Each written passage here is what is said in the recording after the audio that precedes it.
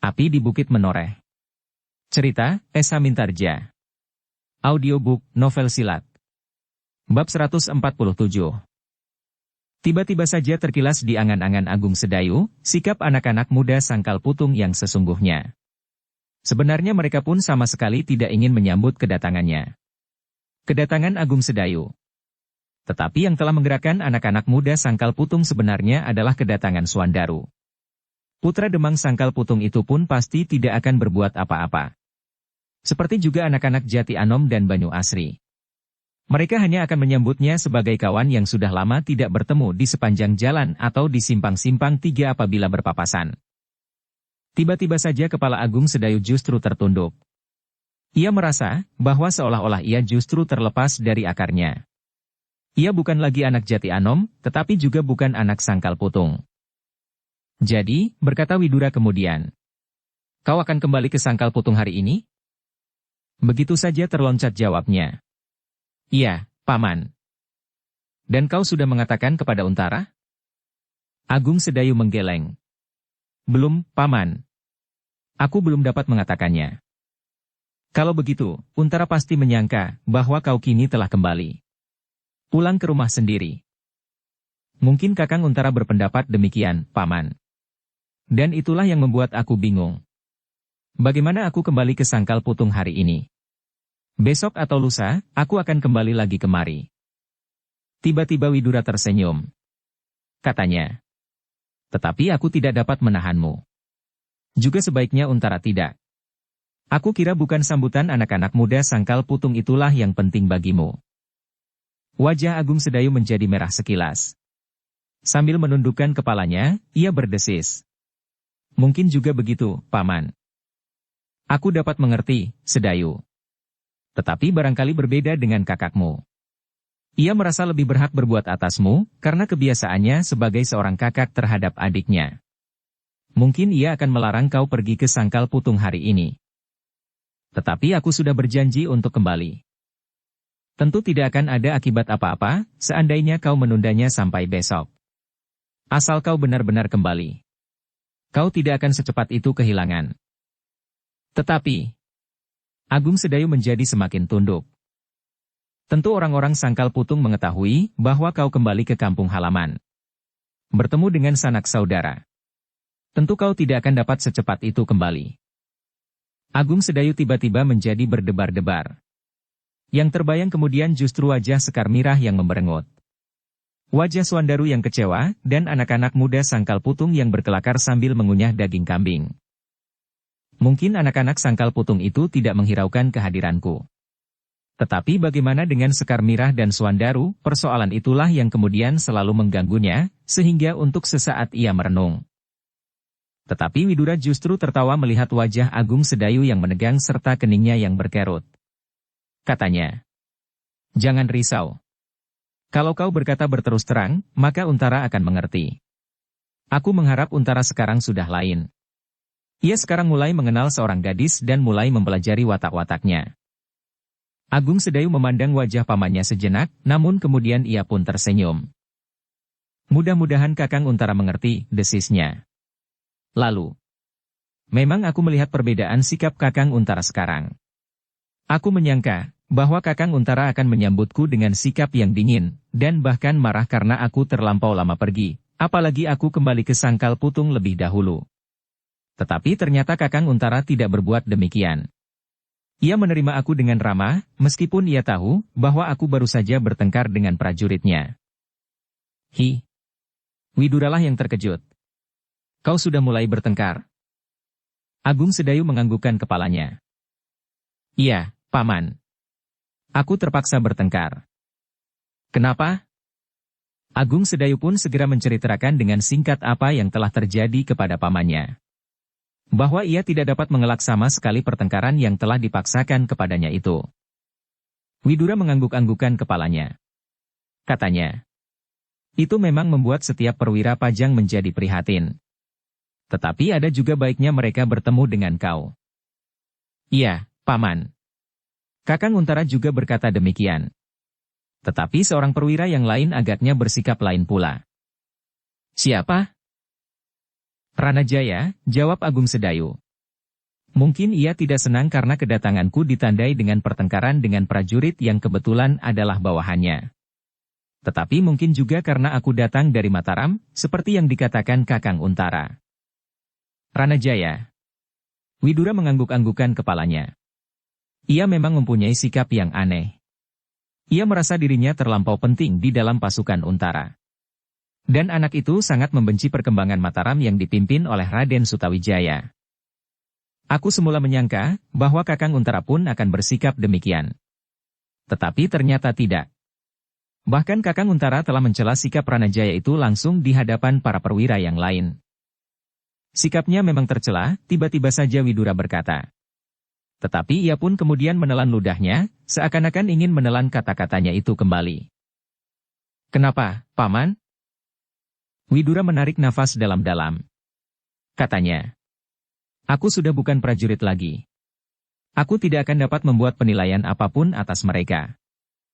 Bukan penilaian, Paman, tetapi aku hanya sekedar ingin mendapat gambaran tentang sikap para perwira itu, agar aku dapat mencoba menyesuaikan diri. Widura memandang Agung Sedayu sejenak, dan tiba-tiba saja ia tersenyum. Kau dahulu pendiam, Sedayu. Sekarang kau pandai juga memancing persoalan. Agung Sedayu pun tersenyum pula. Katanya. Aku tidak berhasrat memancing persoalan, Paman. Tetapi aku benar-benar ingin mengetahui, terutama latar belakang dari sikap Ranajaya. Sejenak Widura merenung. Namun kemudian ia berkata. Ada beberapa orang perwira yang tidak senang sekali melihat Mataram berkembang. Aku tidak tahu pasti apakah latar belakangnya. Bahkan mereka mulai mengarah pada suatu anggapan, bahwa Mataram akan membuat dirinya kuat untuk bersaing dengan Pajang. Ah, desis Agung Sedayu. Apakah pikiran itu benar? Widura memandang Agung Sedayu sejenak, lalu. Kaulah yang datang dari Mataram. Kau tentu dapat mengatakan, apakah hal itu benar atau tidak benar. Kini Agung Sedayulah yang menarik nafas dalam-dalam. Tetapi kemudian ia berkata. Aku tidak terlampau lama di Mataram, Paman. Dan aku tidak mendapat kesempatan banyak. Apa yang kau lihat di Mataram? Nanti kita sama-sama mengambil kesimpulan. Agung Sedayu mengangguk-anggukan kepalanya. Lalu diceritakannya hal-hal yang penting saja, yang telah terjadi. Bahkan ia pun mengatakan pesan Raden Sutawijaya kepada Untara dan para perwira Pajang. Widura mengangguk-anggukan kepalanya. Katanya, pasti ada salah paham. Tetapi aku menyangka, ada orang yang dengan sengaja meniup-niupkan kesalahpahaman itu. Beberapa perwira Pajang sendiri telah termakan oleh hembusan-hembusan ceritera tentang persiapan Mataram. Apa yang dapat dipersiapkan saat ini, Paman? Mataram baru sibuk menundukkan alam. Kalau Mataram membangun kekuatan, maka yang menjadi sasarannya adalah alam itu sendiri. Hutan yang lebat dan daerah rawa-rawa. Memang masuk akal.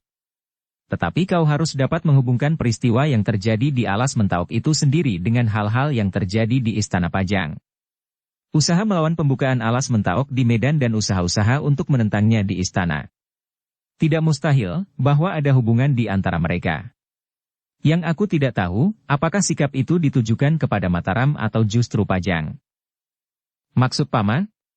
Kuat mengatakannya. Mereka yang menentang langsung, agaknya sudah jelas, bahwa mereka tidak menghendaki Ki Gede Pemanahan membuka hutan itu. Tetapi mereka yang dengan desas-desus mengadu domba antara Mataram dan Pajang, masih perlu diketahui latar belakangnya. Apakah mereka menghendaki usaha membuka Mataram gagal seperti hantu-hantu yang kau katakan itu, atau justru menghendaki Pajang runtuh? Agung Sedayu mendengarkan keterangan pamannya dengan saksama. Memang ada beberapa kemungkinan yang dapat terjadi. Baik di Alas Mentauk sendiri, maupun di dalam Istana Pajang. Namun demikian, Agung Sedayu bertanya. Paman, kalau ada usaha untuk meruntuhkan Pajang oleh orang-orang dari lingkungan istana sendiri, apakah pamrihnya? Widura mengerutkan keningnya. Sejenak dipandanginya Agung Sedayu, yang dengan penuh minat mendengarkan keterangannya. Lalu katanya. Pajang memang belum mantap benar sekarang ini. Dengan demikian, maka ada saja adipati-adipati yang tidak menginginkan Pajang menjadi kuat. Kalau Pajang runtuh, siapakah di antara para adipati yang kuat, akan dapat menyatakan dirinya sebagai penguasa atas tanah ini? Tetapi bukankah dengan demikian, akan berarti pertumpahan darah? Ya Sedayu. Mungkin kau dan mungkin juga aku, meskipun aku bekas seorang prajurit, tidak menginginkan pertumpahan darah itu terjadi. Tetapi mungkin ada juga orang yang merasa berbahagia hidup di tengah-tengah pergolakan dan pertumpahan darah. Mungkin ada orang yang merasa berbesar hati, bahkan merupakan kebanggaan apabila mendapat kesempatan berdiri di atas bangkai-bangkai. Semakin tinggi timbunan bangkai di bawah kakinya, ia akan merasa semakin berbangga. Agung Sedayu mengangguk-anggukkan kepalanya. Pengetahuannya tentang kerajaan Pajang dan kekuasaan yang ada padanya sangat kecil. Bahkan yang pernah dilihatnya adalah hanya sejengkal kecil dari Pajang seluruhnya. Karena itu, dengan susah payah ia mencoba untuk membayangkan keterangan pamannya. Daerah pesisir dari barat menjelujur ke timur. Daerah-daerah yang diperintah oleh adipati dan tanah-tanah perdikan yang besar. Apabila ikatan dari sekumpulan pemerintahan itu lepas, maka negara ini akan menjadi porak-poranda. Tetapi, tiba-tiba Widura berkata, "Jangan kau pikirkan kata-kataku. Mungkin aku adalah seorang pemimpin buruk yang paling baik di seluruh Pajang." Agung Sedayu menarik nafas dalam-dalam.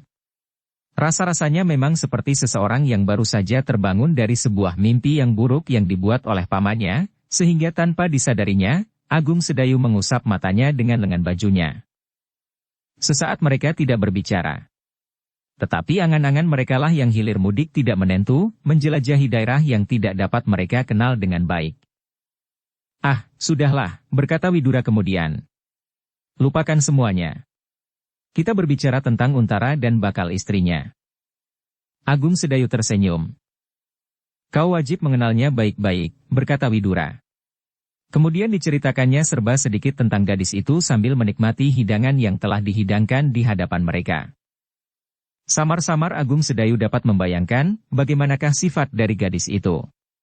Sama sekali tidak seperti Sekar Mirah yang manja, keras hati, dan mempunyai harga diri yang agak berlebih-lebihan. Juga tidak seperti Pandan Wangi yang menyerahkan dirinya kepada masa depan bagi tanah perdikannya. Seorang anak perempuan yang bakti kepada ayahnya, sepeninggal ibunya. Dan seorang gadis yang berjiwa prajurit. Bakal istri Untara itu adalah seorang gadis pendiam. Tidak dapat bermain pedang dan olah kanuragan seperti Pandan Wangi dan Sekar Mirah. Tetapi ia pantas menjadi istri seorang perwira, karena sifat-sifatnya. Ia dapat membuat Untara menjadi seorang senapati besar dengan kelembutan hatinya. Ia dapat membuat Untara melepaskan semua kepentingan pribadinya untuk mengabdi kepada tugasnya sebagai seorang senapati. "Setelah Untara selesai, kau akan segera menyusul," desis Widura. "Ah, masih terlampau cepat. Bukankah saudara sekandung tidak boleh kawin di dalam tahun yang sama?" "Ya. Tetapi tahun ini hampir habis. Bulan depan adalah bulan terakhir dari tahun ini. Kemudian 3 bulan kemudian adalah bulan yang baik pula bagi perkawinan." "Tidak, Paman. Tidak 3 bulan lagi. Mungkin 3 tahun atau barangkali 5 tahun. Mungkin kau tidak akan terpengaruh. Tetapi lain bagi Sekar Mirah." Agung Sedayu mengerutkan keningnya. Namun kemudian kepalanya terangguk-angguk. Tetapi sejenak kemudian, tiba-tiba saja Agung Sedayu berkata, "Ah, aku akan minta diri, Paman. Aku akan kembali kepada Kakang Untara. Mudah-mudahan aku dapat menemukan alasan yang baik untuk kembali ke Sangkal Putung. Mudah-mudahan Kakang Untara dapat mengerti, dan mudah-mudahan tidak menimbulkan masalah apapun juga." "Kenapa begitu tergesa-gesa? Jarak antara Sangkal Putung dan Jati Anom tidak terlampau jauh. Aku akan dapat hilir mudik setiap hari. Kakakmu tentu akan bertanya, kenapa kau tidak pulang saja ke Jati Anom, hanya apabila perlu, baru kau pergi ke Sangkal Putung." "Ah, Paman," sahut Agung Sedayu. Pamannya hanya tersenyum. Tetapi sorot matanya memancarkan pengertian sepenuhnya atas keadaan Agung Sedayu. Kemudian setelah minta diri kepada seluruh keluarga pamannya, Agung Sedayu pun kembali kepada kakaknya. Tetapi ia masih tetap dibebani oleh kegelisahan. Bagaimana ia akan minta diri nanti, dan apakah alasan yang sebaik-baiknya selain harapan, bahwa kakaknya akan dapat mengerti akan keadaannya. Dengan demikian, maka di sepanjang jalan kepala Agung Sedayu selalu tertunduk. Kudanya pun hanya berjalan perlahan-lahan, tidak lebih cepat dari langkah seorang yang berjalan kaki. Tiba-tiba saja Agung Sedayu teringat kepada gurunya. Sejenak ia mengerutkan keningnya. Namun kemudian ia berdesis kepada diri sendiri. Apakah aku dapat mempergunakan guru sebagai alasan untuk kembali ke Sangkal Putung? Mungkin aku dapat berkata bahwa guru mengharap aku malam ini menghadap.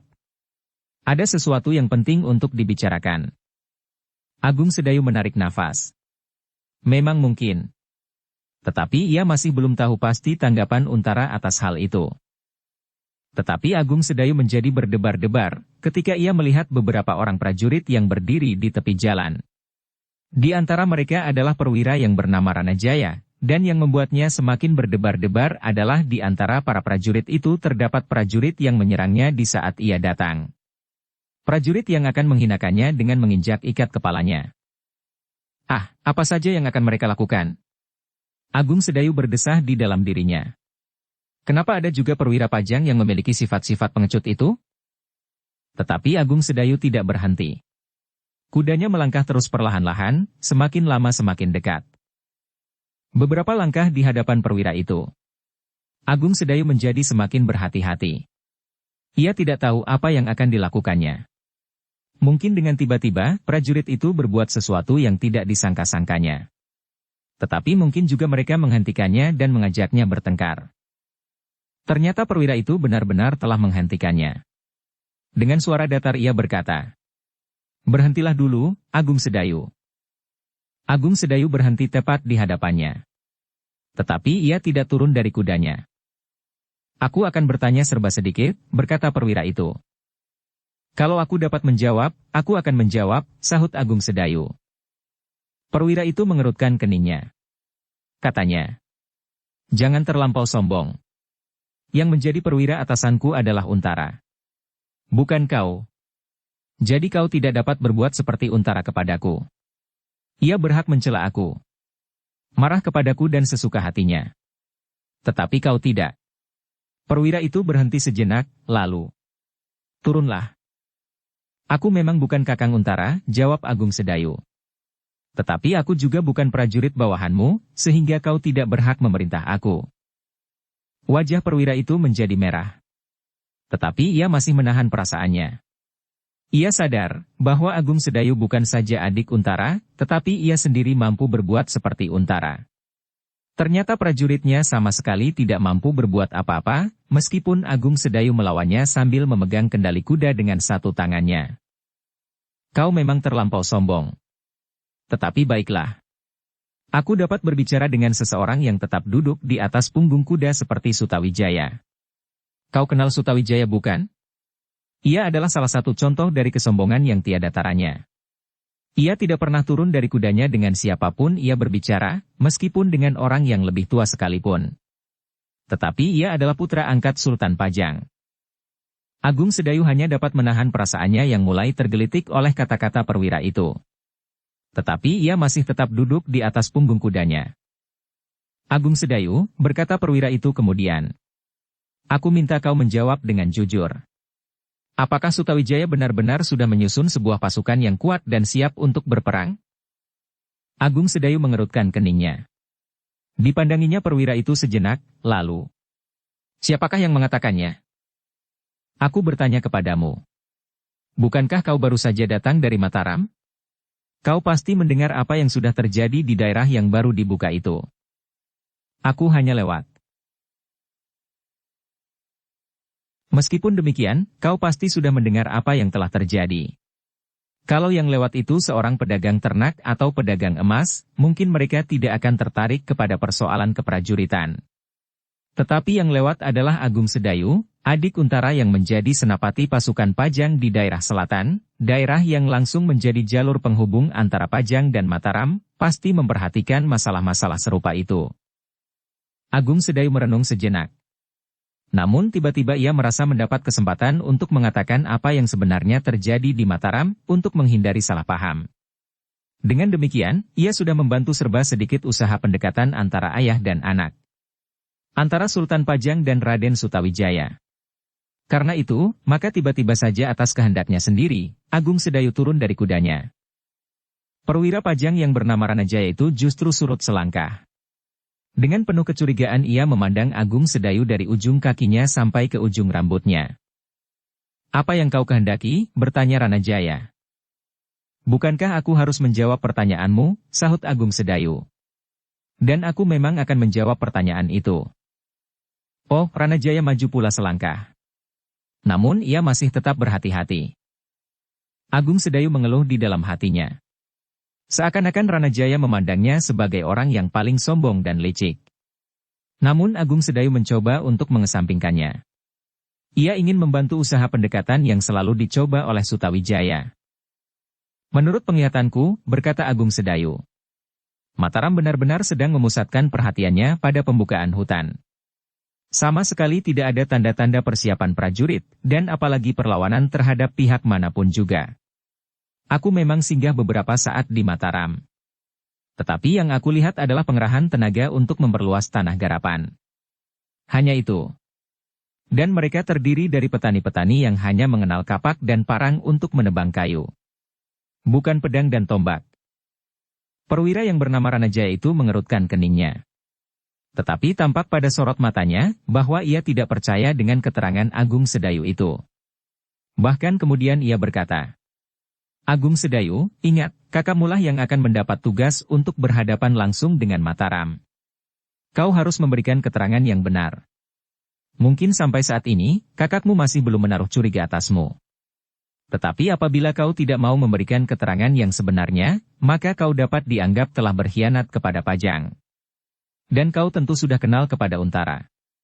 Meskipun kau adiknya, kau akan dapat digantungnya di regol Padukuhan Jati Anom.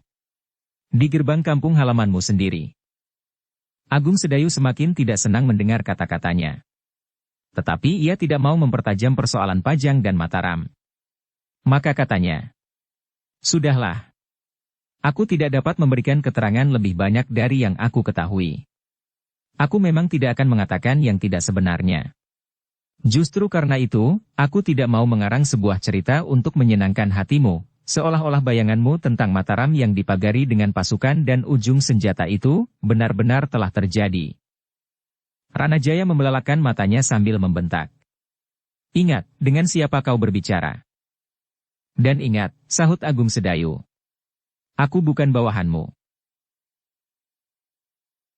Ranajaya menggeretakkan giginya. Geramnya, "Kau salah seorang telik sandi dari Mataram. Kau mendapat tugas untuk mengetahui kekuatan Pajang di Jati Anom, justru karena kau adik Untara. Agaknya Untara kini benar-benar telah lengah, dan membiarkan kau berkeliaran di sini." Agung Sedayu menahan perasaannya yang bergolak dengan susah payah. Ternyata perwira yang bernama Ranajaya ini justru bukan seorang prajurit yang baik. Ia selalu dibayangi oleh kecemasan dan ketakutan. Namun mungkin, ia memang mendapat gambaran yang salah tentang Mataram. Karena itu, Agung Sedayu berkata, "Aku kira kau memang mendapat keterangan yang tidak sebenarnya sebelumnya. Coba katakan, siapakah yang sudah memberikan keterangan kepadamu tentang Mataram seperti yang kau gambarkan itu? Jangan mencoba bersembunyi lagi. Sebentar lagi aku akan dapat membuktikan bahwa kau memang seorang telik sandi. Dan Untara sendirilah yang akan menangkapmu dan menggantungmu di padukuhanmu sendiri. Apakah kau pernah melihat alas mentau?" Perwira itu tidak segera menyahut. "Kalau belum, apakah kau bersedia sekali-sekali pergi ke alas mentau? Aku bersedia menunjukkan jalan. Kau dapat mengenakan pakaian keprajuritanmu tanpa diganggu oleh lalat sekalipun. Aku akan menanggung keselamatanmu. Kau akan melihat bahwa di Mataram tidak ada apa-apa sama sekali. Tidak ada persiapan, tidak ada prajurit, dan tidak ada rasa permusuhan dengan siapapun juga. Mataram sampai saat ini berjalan maju dengan wajar. Bahkan dengan banyak rintangan. Apakah dengan demikian Mataram sempat membuat persoalan dengan kekuasaan yang ada di sekitarnya, apalagi kekuasaan Pajang?" Ranajaya mengerutkan keningnya.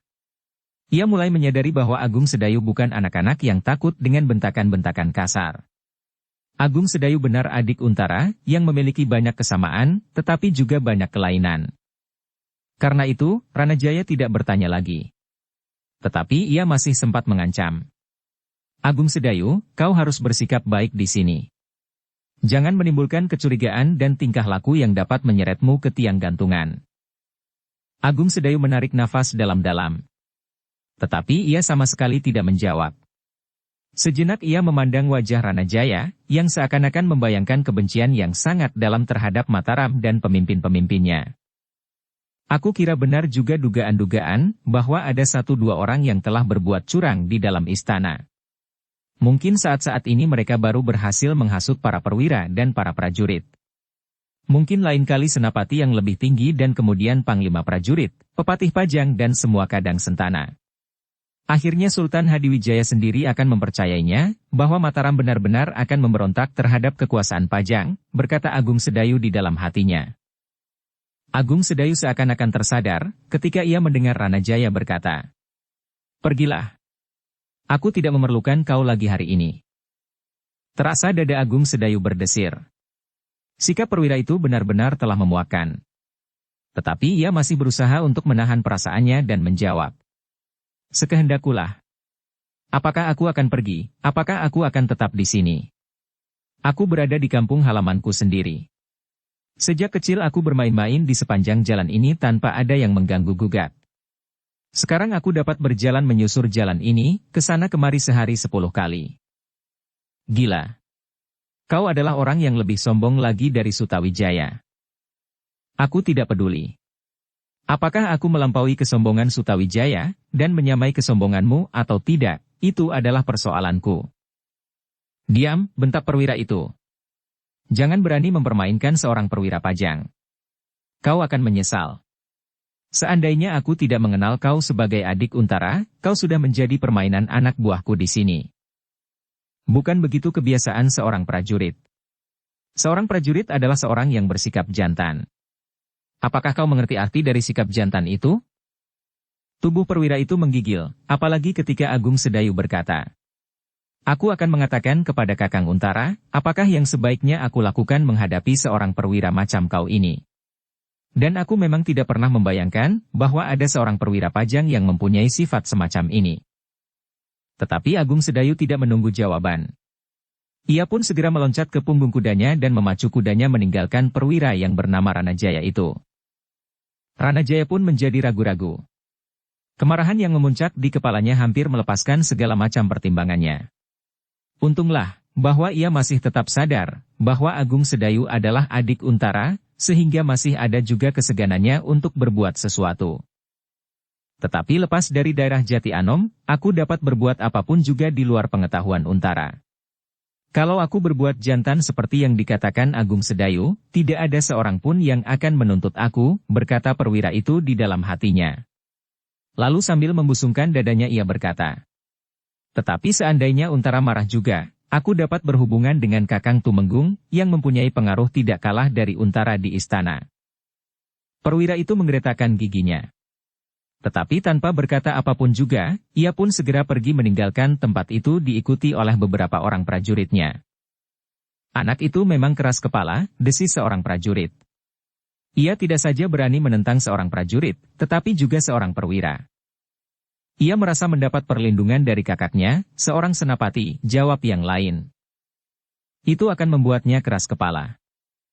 Tetapi mereka pun kemudian terdiam, apabila sekilas melonjak di dalam hati mereka, kenyataan yang sebenarnya mereka hadapi tentang Agung Sedayu itu. Dalam pada itu, Agung Sedayu pun menjadi semakin dekat dengan rumahnya. Selain debar jantungnya yang belum reda, ia sudah mulai dirayapi kegelisahan yang lain, yang tanpa disengaja telah dilupakannya untuk sejenak. Kegelisahan menjelang sore hari, untuk minta diri kepada kakaknya. Ternyata kedatangannya memang sudah ditunggu oleh Untara dan beberapa orang perwira yang lain.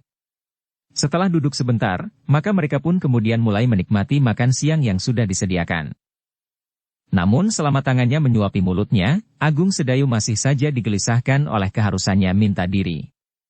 Sedangkan matahari semakin lama semakin bergeser turun ke barat.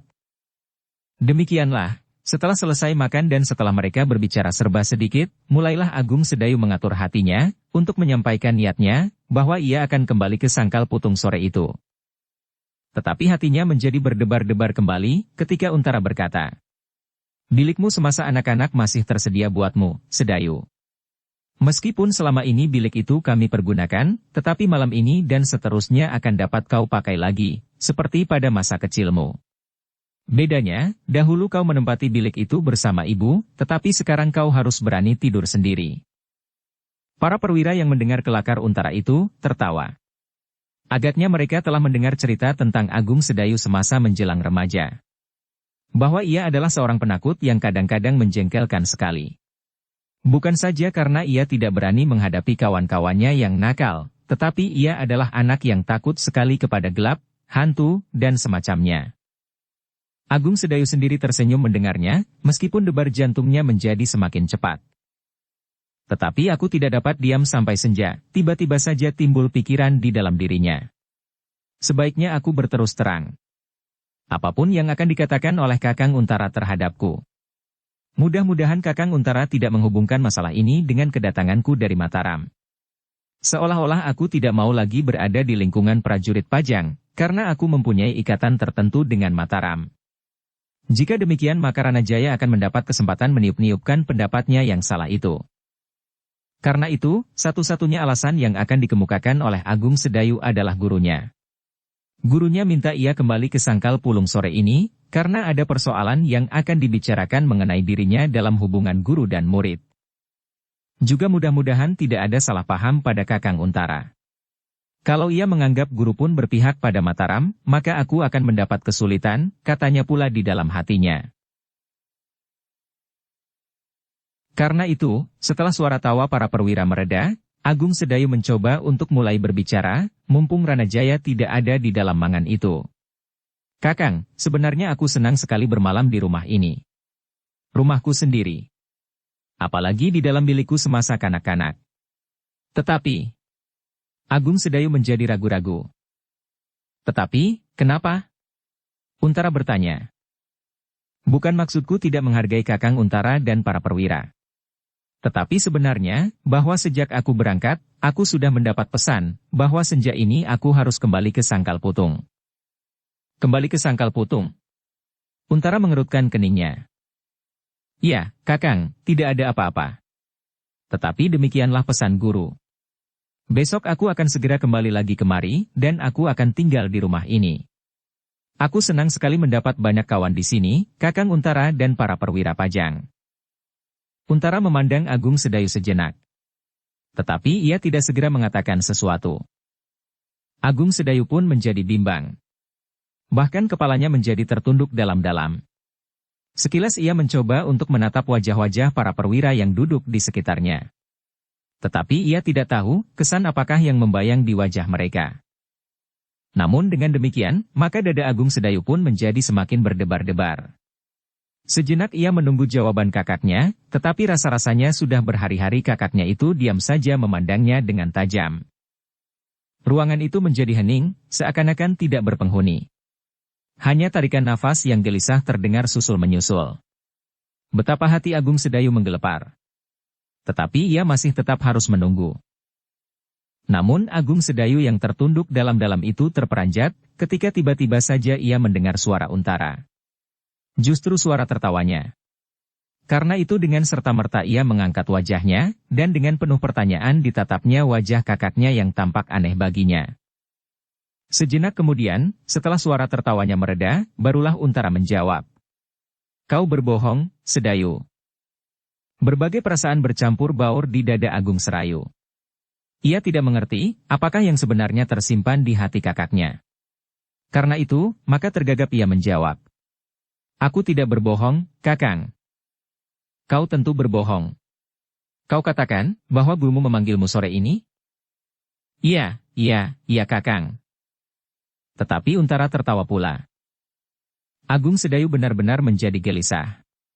Rasa-rasanya ia duduk di atas tikar yang membara. Ia bergeser sejengkal surut. Jangan kau sangka aku tidak tahu, berkata Untara. Bukankah baru tadi malam kau sampai di Sangkal Putung? Dan karena kau segan kepada sanak kadang di Jati Anom, kau memaksa diri untuk datang menemui aku, yang selama ini kau anggap sebagai ganti ayah dan ibu? Agung Sedayu tidak menyahut. Tetapi kepalanya telah tertunduk semakin dalam.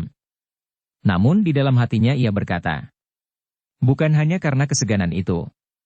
Aku ingin segera mendapat kesan tentang Kakang, bagaimana sikap Kakang terhadap Mataram. Agung Sedayu, berkata Untara kemudian.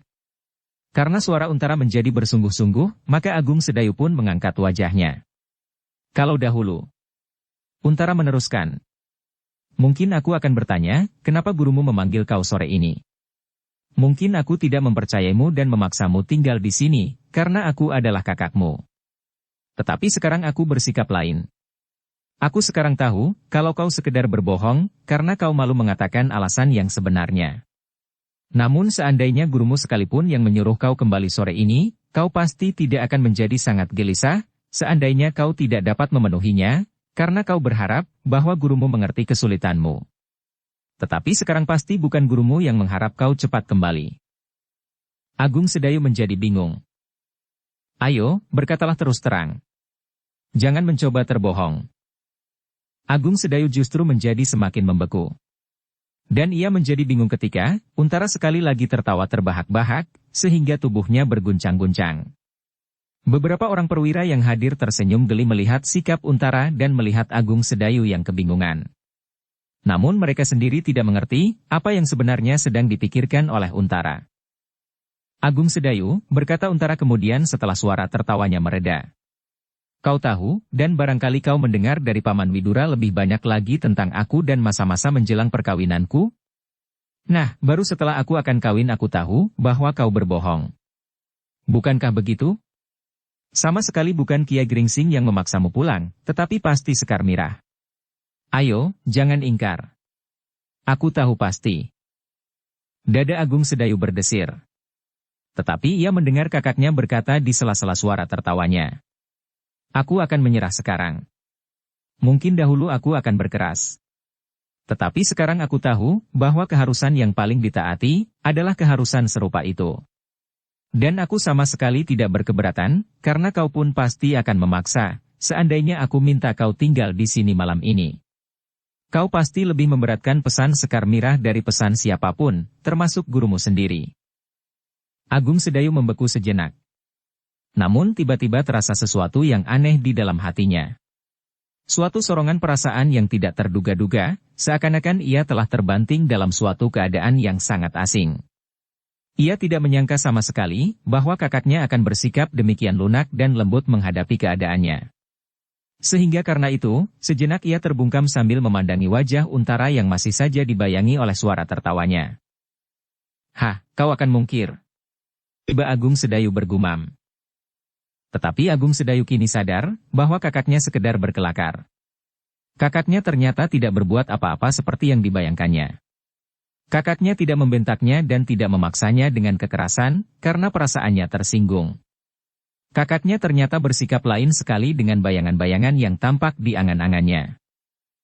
Karena itu, maka Agung Sedayu pun tersenyum pula, meskipun kepalanya tertunduk dalam-dalam, tetapi ketegangan yang melonjak di hatinya kini telah lenyap.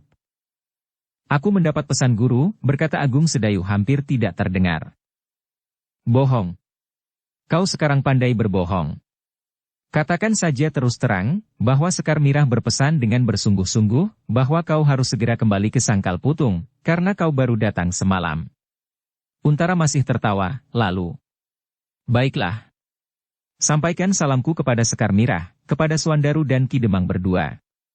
Apalagi kepada gurumu dan Ki Sumangkar yang masih tinggal di sana. Aku minta maaf, bahwa sampai kini aku masih belum sempat mengunjunginya karena bermacam-macam kesibukan. Dan seorang perwira menyahut. Yang paling sibuk adalah persoalannya dengan Kakang Widura. Ah! Untara berdesah.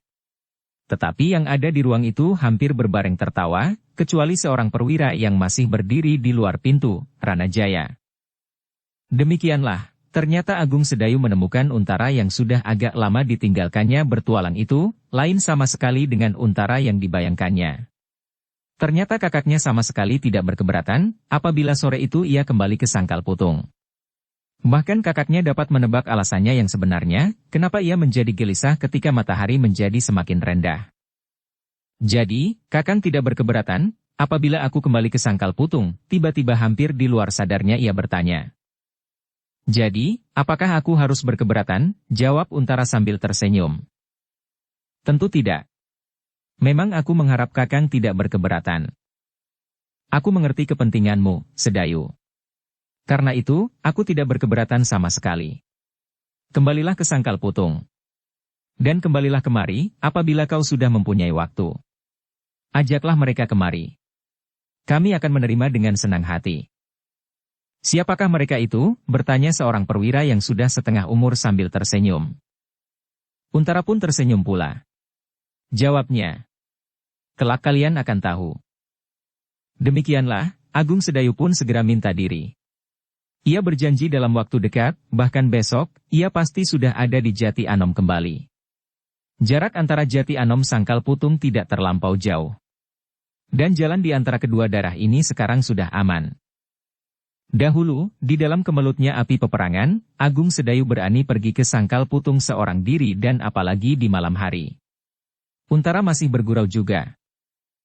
Dalam pada itu, Ranajaya yang mendengar bahwa Agung Sedayu akan kembali ke Sangkal Putung, telah mengurungkan niatnya untuk masuk ke ruangan itu. Tiba-tiba saja timbul rencananya untuk berbuat sesuatu. Karena itu, maka ia pun justru meninggalkan pintu peringgitan dan dengan tergesa-gesa pergi ke kebun belakang. Sejenak kemudian, seekor kuda telah berderap melalui pintu butulan meninggalkan halaman rumah itu. Di atas punggung kuda itu adalah perwira prajurit Pajang yang bernama Ranajaya. Di tikungan ketika ia menjumpai sekelompok prajurit bawahannya, ia pun membisikkan sesuatu. 3 orang di antaranya tergesa-gesa meninggalkan tikungan itu dan berlari-lari mengambil seekor kuda bagi masing-masing di pondok mereka. Tidak seorang pun yang tahu, apakah yang akan mereka lakukan, selain prajurit-prajurit itu sendiri. Sementara itu, Agung Sedayu yang sudah minta diri itu pun, kemudian keluar dari rumahnya dan turun ke halaman. Sambil sekali lagi minta diri, ia pun mengambil kudanya dan segera meninggalkan halaman itu dengan kesan yang terasa asing di hatinya. Asing karena tanggapan yang diterima sama sekali lain dari bayangan yang selama ini menggelisahkannya. Namun dalam pada itu, ketika ia sampai di ujung lorong, di mulut padukuhannya, juga, seorang prajurit muda, menghentikannya. Tangannya melambai-lambai, sedangkan wajahnya tampak berkerut-merut. Agung Sedayu menjadi berdebar-debar. Ada kesan yang aneh pada anak muda itu, sehingga karena itu, maka Agung Sedayu pun menghentikan kudanya pula. Agung Sedayu berkata juga, agaknya ada sesuatu yang tidak wajar. Prajurit yang kau kalahkan itu ternyata mempunyai rencananya tersendiri. Apa? Bertanya Agung Sedayu. Agaknya ia ingin melibatkan seorang perwira di dalam persoalan yang sebenarnya dapat dianggapnya selesai. Maksudmu? Belum lama berselang, Ranajaya telah mendahului keluar dari padukuhan ini, yang kemudian disusul oleh 3 orang prajurit bawahannya, yang salah seorang di antara mereka adalah yang telah kau kalahkan. Agung Sedayu mengerutkan keningnya. Agaknya juga tidak mengerti seluruh persoalannya dengan Ranajaya. Namun hal itu membuat Agung Sedayu menjadi berdebar-debar. Karena itu, sejenak Agung Sedayu berpikir. Tetapi ia tidak menemukan jalan yang sebaik-baiknya untuk menentukan sikap. Aku akan kembali kepada Kakang Untara, berkata Agung Sedayu. Kalau Kakang Untara tidak berkeberatan, aku akan melayaninya. Tetapi dengan demikian tidak ada persoalan antara aku dan Kakang Untara. Kalau Kakang Untara berkeberatan, aku akan mengambil jalan lain ke Sangkal Putung, meskipun agak jauh. Aku rasa itu adalah jalan yang sebaik-baiknya, sahut juga. Agung Sedayu pun segera memutar kudanya dan berlari kembali ke rumahnya yang dipergunakan sebagai tempat tinggal para perwira itu. Untara yang masih ada di pendapat terkejut, melihat adiknya kembali, sehingga karena itu, dengan tergesa-gesa ia menyongsongnya. Sejenak, Agung Sedayu ragu-ragu, karena di sebelah kakaknya ada beberapa orang perwira yang lain. Katakanlah, berkata kakaknya setelah Agung Sedayu turun dari kudanya. Maka dengan singkat Agung Sedayu pun mengatakan persoalannya, seperti yang dikatakan oleh juga. Untara menarik nafas dalam-dalam. Kemudian katanya kepada para perwira. Marilah kita menjadi saksi. Pergilah dahulu Agung Sedayu. Kami akan menyusul. Layani kehendaknya. Kau tidak usah cemas, bahwa ia akan menyalahgunakan kekuasaannya sebagai seorang prajurit, karena aku sudah mengetahui persoalannya. Aku akan menyertakan seorang saksi sebelum aku sampai di tempat itu. Supaya mereka melakukan rencana yang sebenarnya, biarlah seorang prajurit saja pergi bersamamu. Prajurit yang dapat diabaikan oleh Ranajaya. Agung Sedayu memandang kakaknya sejenak. Tanpa sesadarnya ia mengangguk-anggukkan kepalanya. Ternyata kakaknya benar-benar seorang prajurit yang tidak emban cinde emban silatan. Siapapun yang bersalah, ia akan menunjuk dengan jarinya atas kesalahan itu. Sejenak kemudian, seorang prajurit yang ditunjuk oleh Untara pun telah bersiap. Dan sekali lagi Untara berpesan. Pergilah. Hati-hatilah. Ia seorang perwira yang baik di medan peperangan. Prajurit yang menyertaimu adalah seorang yang berasal dari Macanan. Ia akan mengatakan bahwa kebetulan kalian berangkat bersama-sama dari Jati Anom. Agung Sedayu mengerti maksud kakaknya. Karena itu, maka ia pun segera minta diri dan berpacu keluar padukuhan Jati Anom bersama seorang prajurit yang berasal dari Macanan. Perananmu hanyalah menjadi saksi sebelum Kakang Untara sampai ke tempat itu. Ya. Apakah Ranajaya sudah mengenalmu? Ya. Ranajaya sudah mengenal aku. Ketiga prajurit yang lain itu pun mengenal aku pula. Agung Sedayu mengangguk-anggukkan kepalanya. Tetapi rasa-rasanya kudanya berpacu terlampau lambat. Sebelum senja ia harus sudah sampai di Sangkal Putung, sedang ia masih akan mendapat rintangan di jalan menuju ke Sangkal Putung itu. Ternyata apa yang dikatakan juga itu benar. Belum terlampau jauh keduanya keluar dari Kademangan Jati Anom, maka mereka melihat beberapa ekor kuda berhenti di tengah jalan. Semakin dekat, Agung Sedayu melihat semakin jelas 4 orang berdiri termangu-mangu di tepi jalan itu pula. Ternyata mereka benar-benar menunggu aku, desis Agung Sedayu. Ranajaya memang mempunyai sifat yang aneh. Kawan-kawannya, para perwira Pajang, menjadi heran pula melihat sikapnya. Semakin banyak umur seseorang, seharusnya ia menjadi semakin mengendap. Tetapi ternyata tidak demikian dengan Ranajaya. Ia justru menjadi semakin aneh. Semakin tua dan semakin tinggi pangkat dan jabatannya, ia seakan-akan menjadi mabuk. Agung Sedayu mengangguk-anggukkan kepalanya, tetapi keningnya menjadi semakin berkerut-merut. Agaknya memang sulit untuk menghindarkan dirinya. Sejenak kemudian Agung Sedayu dan prajurit dari Macanan itu menjadi kian mendekat. Dengan dada yang berdebar-debar, Agung Sedayu melihat perwira itu bergeser ke tengah jalan. Tetapi tiba-tiba wajahnya menjadi tegang ketika ia melihat prajurit yang datang bersama Agung Sedayu. Dengan geram perwira itu berkata, "Kau Jepa, kenapa kau mengawal Agung Sedayu?" "Aku sama sekali tidak mengawal. Aku kebetulan sekali ingin menengok keluargaku di Macanan." "Tetapi kenapa kali ini kau berkuda? Bukankah biasanya kau berjalan kaki saja?" "Aku prajurit dari pasukan berkuda. Apa salahnya aku pulang berkuda sekali-kali di dalam hidupku?" "Jepa, ingat, dengan siapa kau berbicara?" Jepa mengerutkan keningnya. Ia memang berbicara dengan seorang perwira, sehingga karena itu, ia tidak dapat menjawab. Bahkan ia pun segera meloncat turun dari kudanya. "Bersikaplah sebagai seorang prajurit terhadap seorang perwira." "Ya," sahut Jepa singkat sambil berdiri tegak di samping kudanya. Tetapi dalam pada itu, Agung Sedayu masih tetap duduk di atas punggung kudanya yang berdiri termangu-mangu. "Jepa," berkata Ranajaya, "kalau kau memang ingin pulang ke Macanan, pulanglah. Aku akan pergi bersama-sama Agung Sedayu. Pergilah dahulu. Aku menunggunya. Kau akan mencampuri urusan kami?" "Tidak. Aku tidak akan membuat persoalan bagi diriku sendiri. Aku hanya akan menunggu. Itu saja.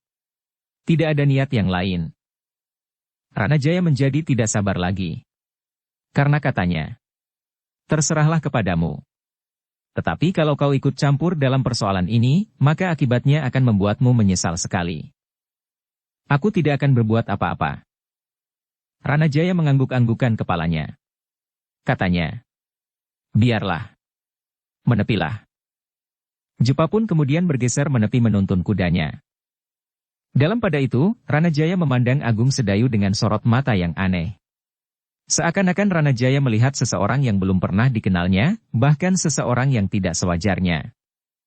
"Agung Sedayu," geram Ranajaya. "Apakah kau tidak mau turun dari kuda?" "Sudah aku katakan Ranajaya, itu adalah hakku. Dan sekarang aku ingin cepat-cepat sampai ke Sangkal Putung sebelum senja. Kau harus turun. Jangan mengganggu perjalananku. Aku tergesa-gesa. Kau harus turun."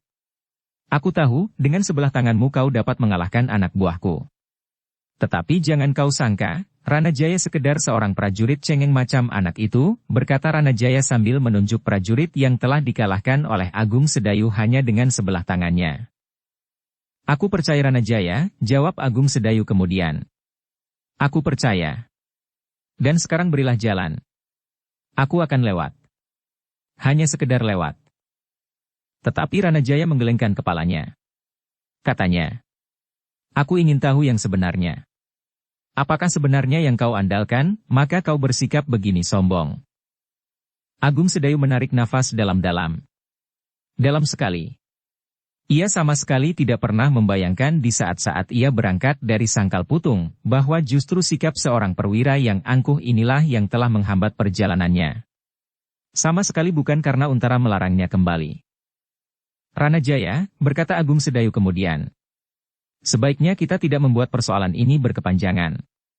Aku berbangga bahwa para perwira tidak membuat persoalan atasku karena aku bertengkar dengan seorang prajurit. Tetapi tiba-tiba salah seorang perwira telah berbuat serupa, seperti prajurit yang justru dianggap tidak benar oleh Untara, bukan sebagai kakakku, tetapi sebagai perwira tertinggi di daerah ini. Urusan Untara adalah urusan keprajuritan. Ia tidak perlu mengurusi sikap-sikap sombong seperti sikapmu ini. Ranajaya berhenti sejenak, lalu. Dan bukankah kau sendiri yang menuntut sikap jantan di antara kita? Agung Sedayu merasa bahwa ia tidak akan dapat menghindar lagi. Apalagi ketika Ranajaya berkata, Agung Sedayu, yang penting bagiku, aku akan memaksa kau bercerita tentang Mataram. Kau harus berkata sebenarnya. Kalau kau ingin menghindari sikap jantan yang kau tuntut itu, katakanlah, apa yang kau ketahui tentang Mataram? Agung Sedayu berpikir sejenak. Agaknya ia dapat mencoba menghindari pertengkaran, selama masalah Mataram itu dapat memberi kepuasan kepada Ranajaya. Karena itu, maka katanya. Apakah yang ingin kau ketahui tentang Mataram? Siapa saja yang telah dibunuh oleh Sutawijaya di daerah yang sedang dibuka? Kau tentu tahu, dan kau tentu dapat mengatakan, siapakah pembunuhnya yang sebenarnya. Dada Agung Sedayu berdesir mendengar pertanyaan itu. Tetapi dengan demikian ia justru ingin mendengar pertanyaan Ranajaya lebih lanjut. Karena itu, maka ia pun kemudian menjawab. Sepengetahuanku Ranajaya, tidak ada orang yang sengaja dibunuh. Memang ada pertempuran-pertempuran kecil dengan mereka yang sengaja mengganggu pembukaan alas Mentaok. Tetapi itu bukan pembunuhan. Ya, sebutkan siapa saja yang terbunuh di dalam peperangan itu? Agung Sedayu menggelengkan kepalanya. Tentu aku tidak dapat mengatakan seorang demi seorang. Bohong, tiba-tiba Ranajaya membentak. Pajang harus mendapat bahan selengkapnya sebelum bertindak tepat. Nah, berapa ribu orang sudah disiapkan oleh Sutawijaya untuk melawan Pajang? Inilah yang berbahaya, berkata Agung Sedayu. Berulang kali aku katakan. Tidak ada persiapan prajurit. Tidak ada. Bohong. Bohong. Aku akan memaksamu berkata. Tidak ada yang akan aku katakan. Itulah yang aku ingin tahu sebenarnya. Kau harus menyebut besar pasukan Mataram. Siapakah pimpinan mereka? Aku tahu, ada beberapa orang perwira yang telah terbujuk oleh Sutawijaya yang curang itu. Dan di mana saja mereka menempatkan pusat-pusat pertahanannya. Jangan ingkar, bahwa kau pasti salah seorang telik sandi yang dikirim oleh Sutawijaya. Menurut penyelidikan kami, kau bersahabat dengan Sutawijaya sejak Tohpati masih berkuasa di daerah ini. Kau berdua dengan anak Demang Sangkal Putung telah mengikutinya ke alas Mentaok, jauh sebelum pemanahan berontak dan dengan kekerasan menduduki daerah yang belum resmi diserahkan kepadanya. Hanya karena kebesaran hati Sultan Hadiwijaya, maka pemanahan diperkenankan membuka hutan itu.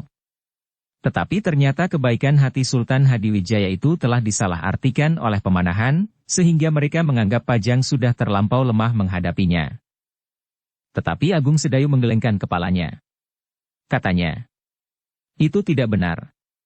Dari mana kau mendapatkan cerita itu? Mungkin seorang nenek yang sedang menidurkan cucunya akan bercerita semacam itu. Kau tentu tidak akan mengatakannya. Karena itu, aku akan memaksamu. Aku akan mendengar keterangan tentang Mataram menurut caraku. Kemudian kau akan aku seret kembali ke Jati Anom untuk membuktikan kepada mereka, bahwa kau adalah telik sandi yang harus kita curigai, meskipun kau adik Untara atau katakanlah justru kau adik Untara. Agung Sedayu menarik nafas dalam-dalam. Kalau Untara meyakini, bahwa kau seorang petugas sandi dari sahabatmu yang licik dan curang itu, kau akan mendapat perlakuan yang lain meskipun ia kakakmu sendiri. Jadi kau ingin menunjukkan jasa yang berlebih-lebihan kepada Kakang Untara? Atau kau ingin dianggap sebagai pahlawan besar bagi Pajang? Tutup mulutmu. Kalau kau ingin berbicara, berbicaralah tentang pengkhianatan Sutawijaya. Jangan berkata tentang yang lain. Agung Sedayu merenung sejenak, lalu. Kalau begitu lebih baik aku tidak berbicara tentang apapun juga. Gila. Aku akan memaksamu. Ayo, turun dari kudamu. Atau aku akan menyeretmu. Aku dapat memaksa kau berkata.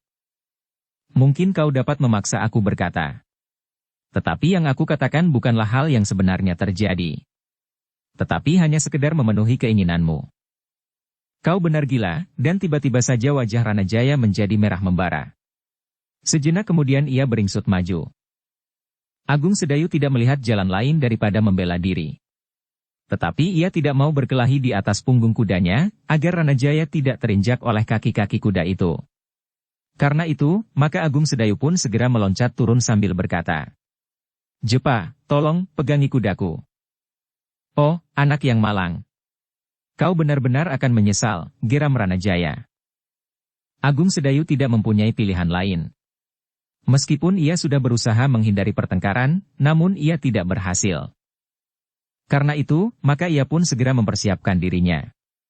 Ia tidak tahu seberapa jauh kemampuan Ranajaya.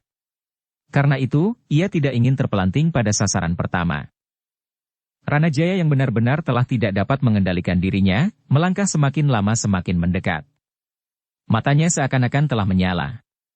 Seakan-akan ia benar-benar berhadapan dengan seorang petugas sandi dari Mataram yang berhasil menyusup di antara pasukan Pajang. Demikianlah bagi Ranajaya, Agung Sedayu memang mencurigakan. Sebenarnya ia sudah mendengar nama itu beberapa lama. Bahkan ia telah berhasil mengetahui serba sedikit tentang Agung Sedayu. Masih terngiang di telinganya pesan seorang tumenggung dari Pajang. Kau harus mencari keterangan tentang sepasang anak-anak muda yang bersenjata cambuk. Salah seorang dari mereka adalah adik Untara. Sebenarnya bagi Agung Sedayu sendiri, pengenalan Ranajaya atas dirinya itu pun agaknya menumbuhkan teka-teki. Tetapi ia tidak sempat bertanya, dan ia yakin bahwa Ranajaya tidak akan mau mengatakannya. Agaknya cukup banyak prajurit Pajang yang mengenal aku sejak di Sangkal Putung, sampai pecahnya padepokan Tambak Wedi, katanya di dalam hati. Tetapi ternyata Ranajaya telah mencari hubungan keakrabanku dengan Raden Sutawijaya saat itu dengan kedatangan dari Mataram sekarang. Apalagi aku memang pernah pergi ke Alas Mentaok, sebelum daerah itu dibuka justru bersama-sama dengan Raden Sutawijaya. Agaknya peristiwa-peristiwa itulah yang telah dijalin oleh Ranajaya menjadi suatu kesimpulan, bahwa kedatangannya kali ini adalah atas perintah dan tugas dari Sutawijaya. Untunglah, bahwa Kakang Untara mengenal aku dengan baik, sehingga ia tidak mudah percaya dengan cerita-cerita itu, katanya pula di dalam hatinya. Namun sementara itu, Ranajaya telah berdiri beberapa langkah saja di hadapannya. Sambil menggeram ia menunjuk wajah Agung Sedayu. Jangan ingkar. Aku sudah banyak mendengar perananmu, peranan orang-orang bercambuk di Alas Mentaok. Aku kira tidak banyak jumlahnya, orang-orang yang bersenjata cambuk seperti senjatamu dan gurumu. Siapa yang menyampaikan hal itu kepadamu? Tidak ada gunanya kau mengerti. Ranajaya membelalakan matanya. Apakah kau mengaku? Aku mengaku bahwa aku mempunyai senjata cambuk. Hanya itu. Persetan. Ranajaya agaknya sudah tidak sabar lagi. Selangkah lagi ia maju, sehingga karena itu, Agung Sedayu pun telah siap menghadapi serangannya yang pertama. Agung Sedayu tidak perlu menunggu terlalu lama. Namun masih terdengar Ranajaya berkata, "Kau akan terpaksa mengatakannya, anak gila." Agung Sedayu tidak menjawab. Tetapi matanya yang tajam segera melihat kaki Ranajaya terangkat. Cepat sekali, seperti anak panah yang meloncat dari busurnya. Tetapi Agung Sedayu tidak tinggal diam. Dengan cepat pula ia bergeser dan melingkar di atas tumit satu kakinya, sehingga kaki Ranajaya terjulur sejengkal di sisi lambungnya. Bahkan dengan cepat pula, Agung Sedayu memukul pergelangan kaki itu dengan sisi telapak tangannya. Namun agaknya Ranajaya dapat bergerak sangat tangkas. Sebelum tangan Agung Sedayu mengenai pergelangan kakinya, Ranajaya telah melingkar, melontarkan kakinya itu menjauhi Agung Sedayu. Dan begitu kaki yang terjulur itu melekat di atas tanah, maka dengan sebuah loncatan kecil, Ranajaya melenting menyerang Agung Sedayu dengan kakinya yang lain. Agung Sedayu mengerutkan keningnya.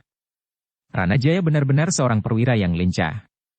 Tetapi ia tidak membiarkan tubuhnya disakiti. Dengan tangkasnya Agung Sedayu merendahkan dirinya. Tiba-tiba saja kakinya melingkar mendatar, hanya sejengkal di atas tanah menyapu satu kaki Ranajaya, sementara satu kakinya masih terjulur. Dengan perhitungan yang tepat, maka pada saat kaki yang terlonjak sedikit itu menginjak tanah, sedang yang lain masih terjulur lurus, kaki Agung Sedayu telah mengenainya. Gerakan Agung Sedayu yang cepat itu sama sekali tidak terduga-duga oleh Ranajaya. Karena itu, ketika kakinya yang menginjak tanah itu terlempar, maka ia pun jatuh pula terbanting. Tetapi Ranajaya tidak membiarkan serangan berikutnya. Dengan cepat pula ia berguling beberapa kali menjauh. Kemudian melenting seperti seekor belalang yang meloncat. Kemudian dengan lincahnya ia jatuh di atas kedua kakinya yang renggang, langsung bersiap menghadapi setiap kemungkinan. Agung Sedayu menarik nafas dalam-dalam. Itulah sebabnya Ranajaya menjadi sombong. Ia ternyata seorang perwira yang benar-benar tangkas dan perkasa. Sentuhan pada bagian tubuhnya, memberikan sedikit petunjuk bagi Agung Sedayu, bahwa lawannya adalah seorang yang tidak saja lincah dan cepat, tetapi juga seorang yang kuat. Sehingga dengan demikian, maka Agung Sedayu pun menjadi semakin berhati-hati menghadapi kemungkinan-kemungkinan mendatang. Sejenak keduanya berdiri tegak di tempatnya. Namun kemudian hampir berbareng keduanya bergeser mendekat. Memang agaknya tidak ada jalan penyelesaian yang lain daripada kekerasan. Dan Agung Sedayu memang tidak akan menghindar lagi. Demikianlah, maka sejenak kemudian keduanya telah terlibat dalam perkelahian yang seru. Masing-masing adalah seorang yang tangkas, cepat dan memiliki ilmu kanuragan yang tinggi.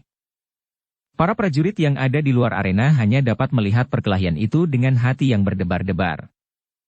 Sekali-sekali wajah mereka menegang, namun kemudian sebuah senyum tampak membayang di bibir mereka. Tetapi sejenak kemudian kening mereka menjadi berkerut-merut. Para prajurit yang mengikuti Ranajaya hampir berbareng bersorak, ketika mereka melihat Agung Sedayu terlempar beberapa langkah, karena hempasan kaki Ranajaya yang tepat mengenai lambungnya. Namun Agung Sedayu tidak terjatuh. Ia masih sempat mengelak ketika serangan berikutnya mengarah pelipisnya. Jepa mengikuti perkelahian itu dengan tegang pula. Tetapi tampaknya ia tetap tenang, seolah-olah ia tidak terseret ke dalam suasana yang semakin lama menjadi semakin panas itu. Ranajaya yang merasa dirinya seorang perwira yang terkemuka di medan-medan perang, merasa heran bahwa Agung Sedayu tidak segera dapat dikalahkan. Ia sadar bahwa Untara adalah seorang prajurit Linui. Tetapi apakah dengan demikian, dengan sendirinya Agung Sedayu juga menjadi seorang yang perkasa? Karena itu, maka Ranajaya pun segera mengerahkan segenap kemampuannya. Ia ingin segera memaksa Agung Sedayu menyerah, dan menjawab semua pertanyaannya tentang Mataram, tentang Alas Mentaok dan tentang tugas yang dibebankan kepadanya oleh Sutawijaya. Jika ia berhasil, maka ia akan mengejutkan seluruh Jati Anom dan Untara sendiri, bahwa adiknya ternyata adalah telik sandi yang diselusupkan oleh Sutawijaya ke belakang garis pertahanan Pajang. Tetapi Agung Sedayu pun semakin lama menjadi semakin panas pula. Semula ia memang tidak memeras kemampuannya, karena ia masih mempunyai perasaan segan dan hormat kepada prajurit Pajang, apalagi seorang perwira. Tetapi karena tubuhnya semakin sering dikenai serangan-serangan Ranajaya dan menjadi semakin terasa sakit, akhirnya Agung Sedayu pun tidak mau mengekang diri lagi. Aku harus bersungguh-sungguh, katanya di dalam hati. Apapun akibatnya. Kalau tidak, maka aku akan benar-benar menjadi bengkak-bengkak. Dengan demikian, maka perkelahian itu pun semakin lama menjadi semakin seru. Agung Sedayu pun kemudian mengerahkan segenap kemampuan yang ada padanya.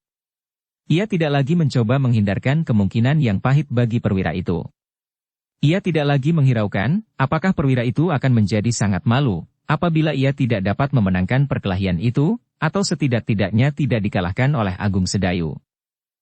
Kalau semula Agung Sedayu tidak ingin mengalahkan lawannya dengan semena-mena di hadapan prajurit-prajuritnya, maka pikiran itu pun semakin lama menjadi semakin kabur, karena serangan Ranajaya yang semakin menyakiti badannya.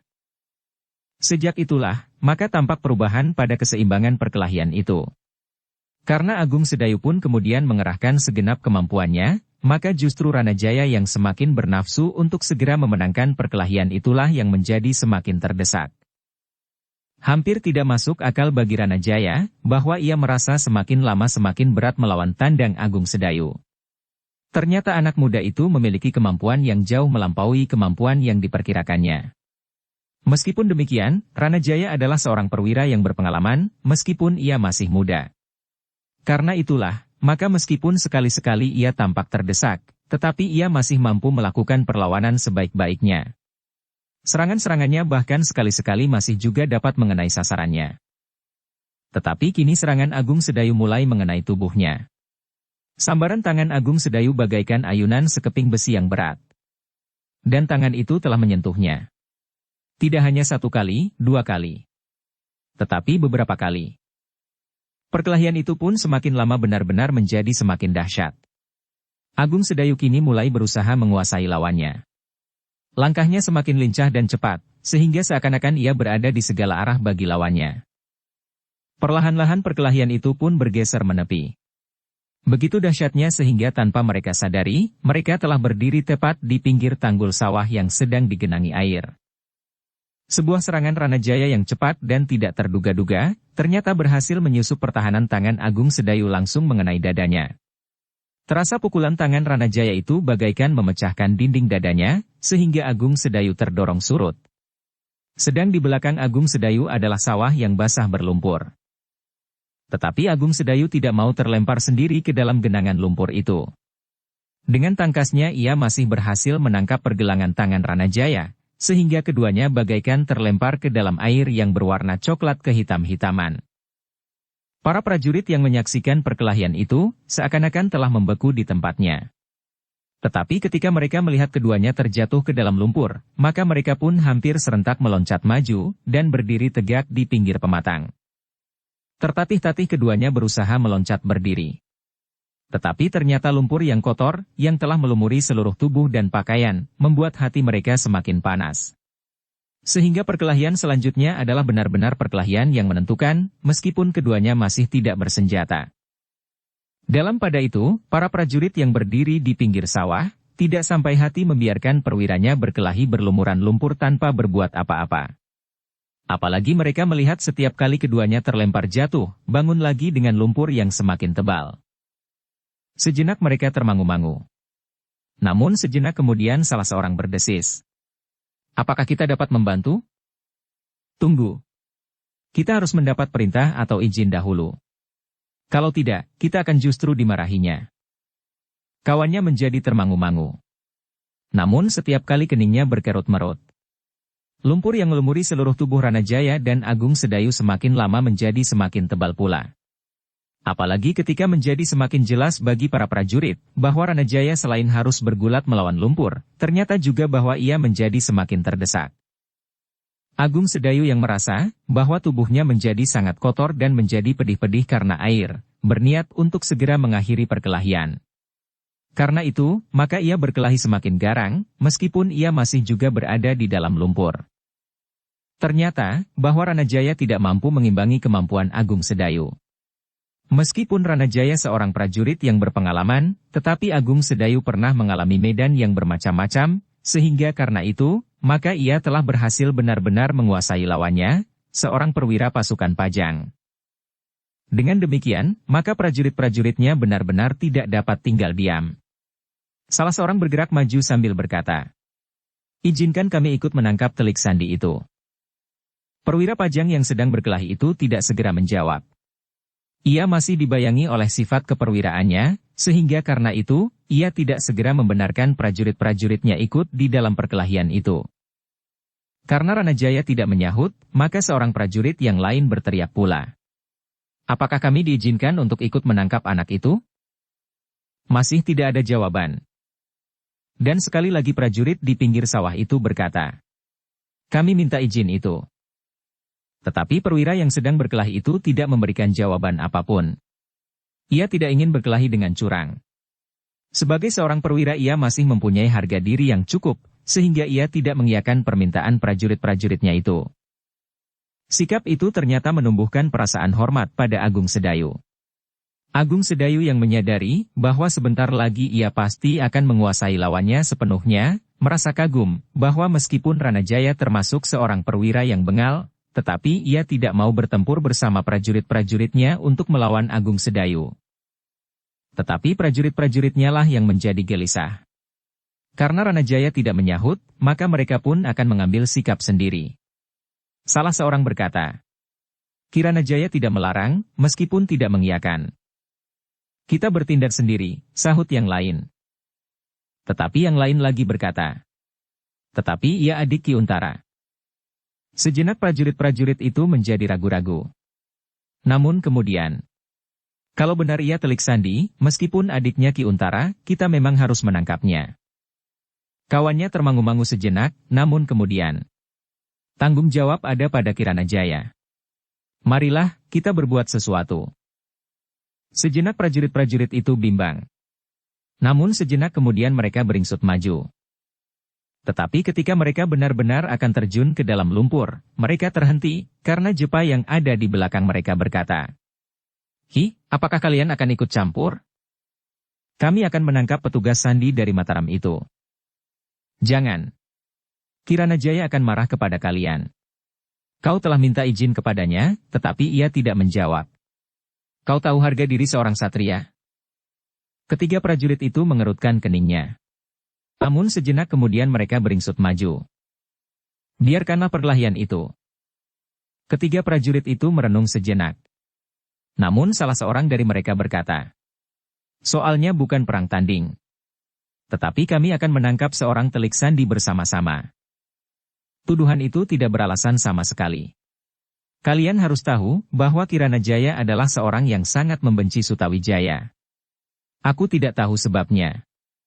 Karena itulah, maka penilaiannya terhadap kawan Raden Sutawijaya juga tidak longgar lagi. Seakan-akan semua orang yang pernah berkenalan dengan Raden Sutawijaya adalah musuh Pajang. Bahkan kita belum yakin, apakah Raden Sutawijaya sendiri memusuhi Pajang? Ketiga prajurit itu menjadi semakin bimbang. Dan Jepa berkata, "Biarlah keduanya menyelesaikan persoalan mereka. Soalnya bukan Mataram atau Pajang. Bukan telik sandi atau prajurit yang setia. Keduanya adalah anak-anak yang masih muda. Yang satu tidak mau tersinggung oleh yang lain. Itu saja. Karena itu, marilah kita sekedar menjadi saksi." "Ah, kau berpikir terlampau pendek." Ki Ranajaya tidak sekedar berpikir tentang dirinya sendiri. Ia menyadari kedudukan Pajang di hadapan Mataram yang sedang tumbuh. Itu adalah omong kosong. Percayalah, bahwa mereka keduanya adalah anak-anak muda yang sombong, angkuh dan terlampau memuja harga diri, sehingga hatinya mudah tersinggung. Itulah sebabnya, mereka berkelahi. Bukan apa-apa. Jangan dihubungkan dengan soal-soal yang tidak kita mengerti. "Persetan," sahut seorang prajurit. "Tetapi kita harus berbuat sesuatu." Jepa menggelengkan kepalanya. "Jangan. Aku tidak sependapat. Tetapi kami tidak dapat membiarkan hal ini terjadi. Biar sajalah.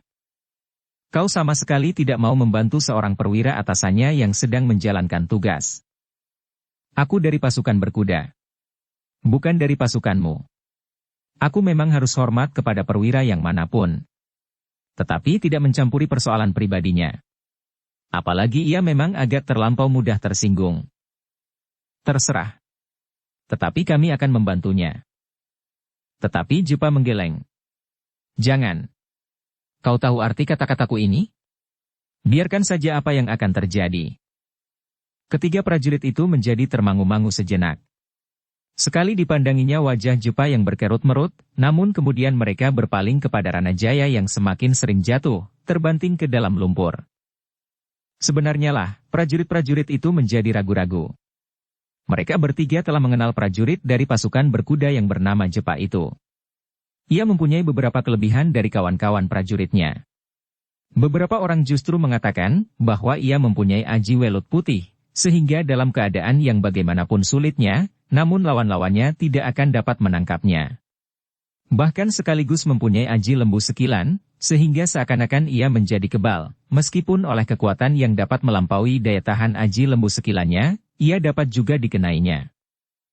Tetapi sejenak kemudian Jepa itu pun berkata, "Dengarlah kata-kataku. Aku yakin bahwa aku sependapat dengan Kirana Jaya. Kau lihat, Kirana Jaya kini terdesak.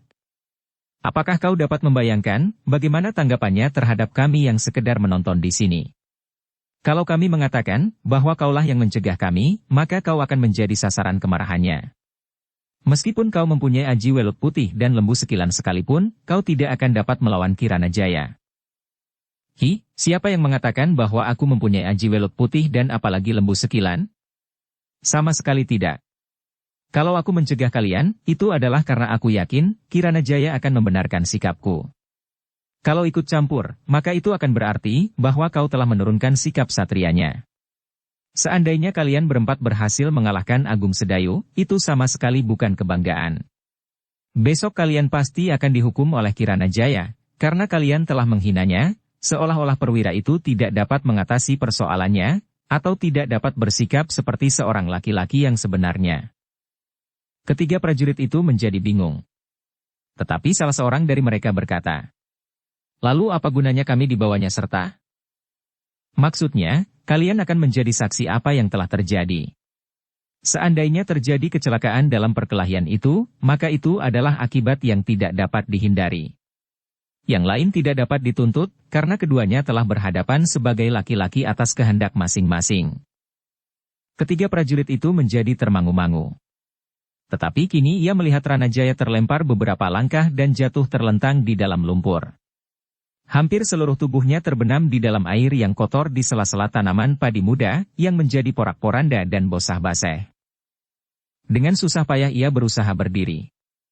Tetapi Agung Sedayu telah berkeputusan untuk mengakhiri perkelahian itu, sehingga begitu Ranajaya tegak, maka ia pun segera menyerang dengan dahsyatnya. Sebuah pukulan yang tidak terelakkan telah mengenai dagunya. Sebenarnya lah, bahwa tenaga Ranajaya telah susut. Karena itu pukulan Agung Sedayu itu terasa begitu dahsyatnya, sehingga kepala Ranajaya terangkat dan sekali lagi ia terhuyung-huyung. Tetapi kali ini Agung Sedayu memburunya. Sebuah pukulan berikutnya mengenai perutnya. Ranajaya membungkuk kesakitan. Tetapi ia tidak mempunyai kesempatan lagi. Sekali lagi Agung Sedayu mengayunkan tangannya. Kali ini mengenai bagian bawah telinganya. Terasa kepala Ranajaya bagaikan terputar. Kini ia terlempar dan tanpa dapat menjaga keseimbangannya lagi, ia pun terjatuh menelentang.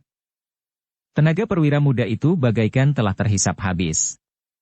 Kepalanya menjadi pening, dan pandangan matanya seakan-akan berputaran. Awan yang terbang di langit bagaikan runtuh menimpa dadanya.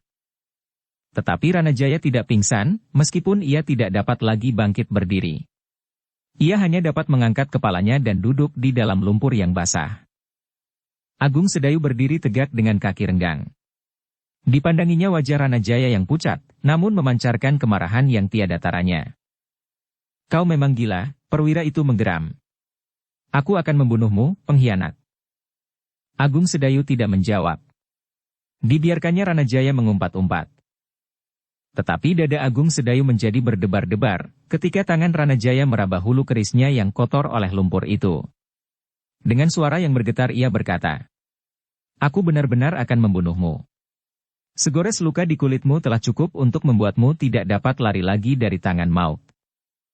Agung Sedayu memandang tangan Ranajaya dengan dada yang berdebar-debar. Perwira itu benar-benar menjadi mata gelap, sehingga ia tidak lagi dapat berpikir bening. Keris bukannya sekedar barang mainan, yang dapat dipergunakan setiap saat yang disukainya. Tetapi keris akan langsung berhubungan dengan jiwa seseorang, apabila dipergunakan. Apakah aku juga akan mempergunakan senjata? Pertanyaan itu telah mengetuk hatinya. Meskipun Ranajaya telah menjadi semakin lemah, tetapi keris di tangannya akan langsung berbahaya bagi jiwanya. Apalagi keris itu adalah keris seorang perwira. Sudah barang tentu kalau keris itu bukanlah keris kebanyakan yang dijajakan di pasar-pasar. Sejenak Agung Sedayu jadi membeku. Keraguan-raguan yang dahsyat telah mencekam dadanya. Dalam pada itu, Ranajaya agaknya benar-benar akan menarik keris dari urangkanya. Sejenak ia masih memandang Agung Sedayu sambil menggeram. Kau akan menyesal. Kau tidak akan melihat matahari terbenam, apalagi sampai ke sangkal putung pada waktunya. Agung Sedayu benar-benar menjadi bingung. Ia tidak menyangka bahwa Ranajaya benar-benar telah kehilangan pegangan, sehingga tidak lagi dipertimbangkan bahwa kerisnya akan mungkin merenggut nyawa seseorang. Namun dalam pada itu, selagi Agung Sedayu termangu-mangu, mereka yang ada di sekitar arena perkelahian itu, terkejut oleh derap kuda, yang semakin lama menjadi semakin mendekat, sehingga hampir berbareng mereka berpaling. Tangan Ranajaya yang telah melekat di hulu kerisnya, perlahan-lahan terkulai. Wajahnya yang pucat itu menegang, ketika ia melihat orang yang berkuda paling depan dari beberapa orang penunggang kuda yang mendekati arena. Orang itu adalah Untara. Para prajurit yang berdiri di tepi sawah itu pun menjadi termangu-mangu. Mereka tidak menyangka bahwa Untara akan sampai ke tempat itu juga. Dalam pada itu, ketika Untara dan beberapa orang pengiringnya menjadi semakin dekat, tiba-tiba saja telah meledak suara tertawanya, seolah-olah ia sedang melihat suatu permainan yang lucu sekali. Bahkan Untara yang tertawa terbahak-bahak itu, terpaksa memegangi perutnya yang berguncang-guncang. Demikian kudanya sampai di pinggir sawah berlumpur itu, ia pun segera meloncat turun diikuti oleh para pengiringnya. Namun ia masih saja tertawa berkepanjangan. Para pengiringnya yang semula menjadi tegang, itu pun ikut pula tertawa melihat kedua orang yang berlumuran dengan lumpur yang basah itu. "Hi, apakah kerja kalian di sana?" bertanya Untara sambil berdiri di pematang. Agung Sedayu yang memang sudah mengerti bahwa kakaknya akan menyusul segera melangkah menepi. Kakinya terbenam sampai di atas mata kakinya itu. "Kemarilah, kemarilah. Apakah kalian termasuk golongan kerbau yang sedang berkubang?" bertanya Untara di sela-sela suara tertawanya. Kedua orang itu tidak menjawab. Ranajaya pun kemudian melangkah pula menepi. Tetapi karena tenaganya memang sudah susut, serta kakinya yang membenam agak dalam, maka langkahnya pun tampaknya menjadi sangat berat. Sejenak kemudian keduanya telah berdiri di atas pematang di tepi sawah yang berlumpur itu. Tetapi keduanya menundukkan kepala mereka dalam-dalam. "Hi, apakah yang telah kalian lakukan?" bertanya Untara masih sambil tertawa. Keduanya tidak menjawab. Untara sampai ke tempat itu.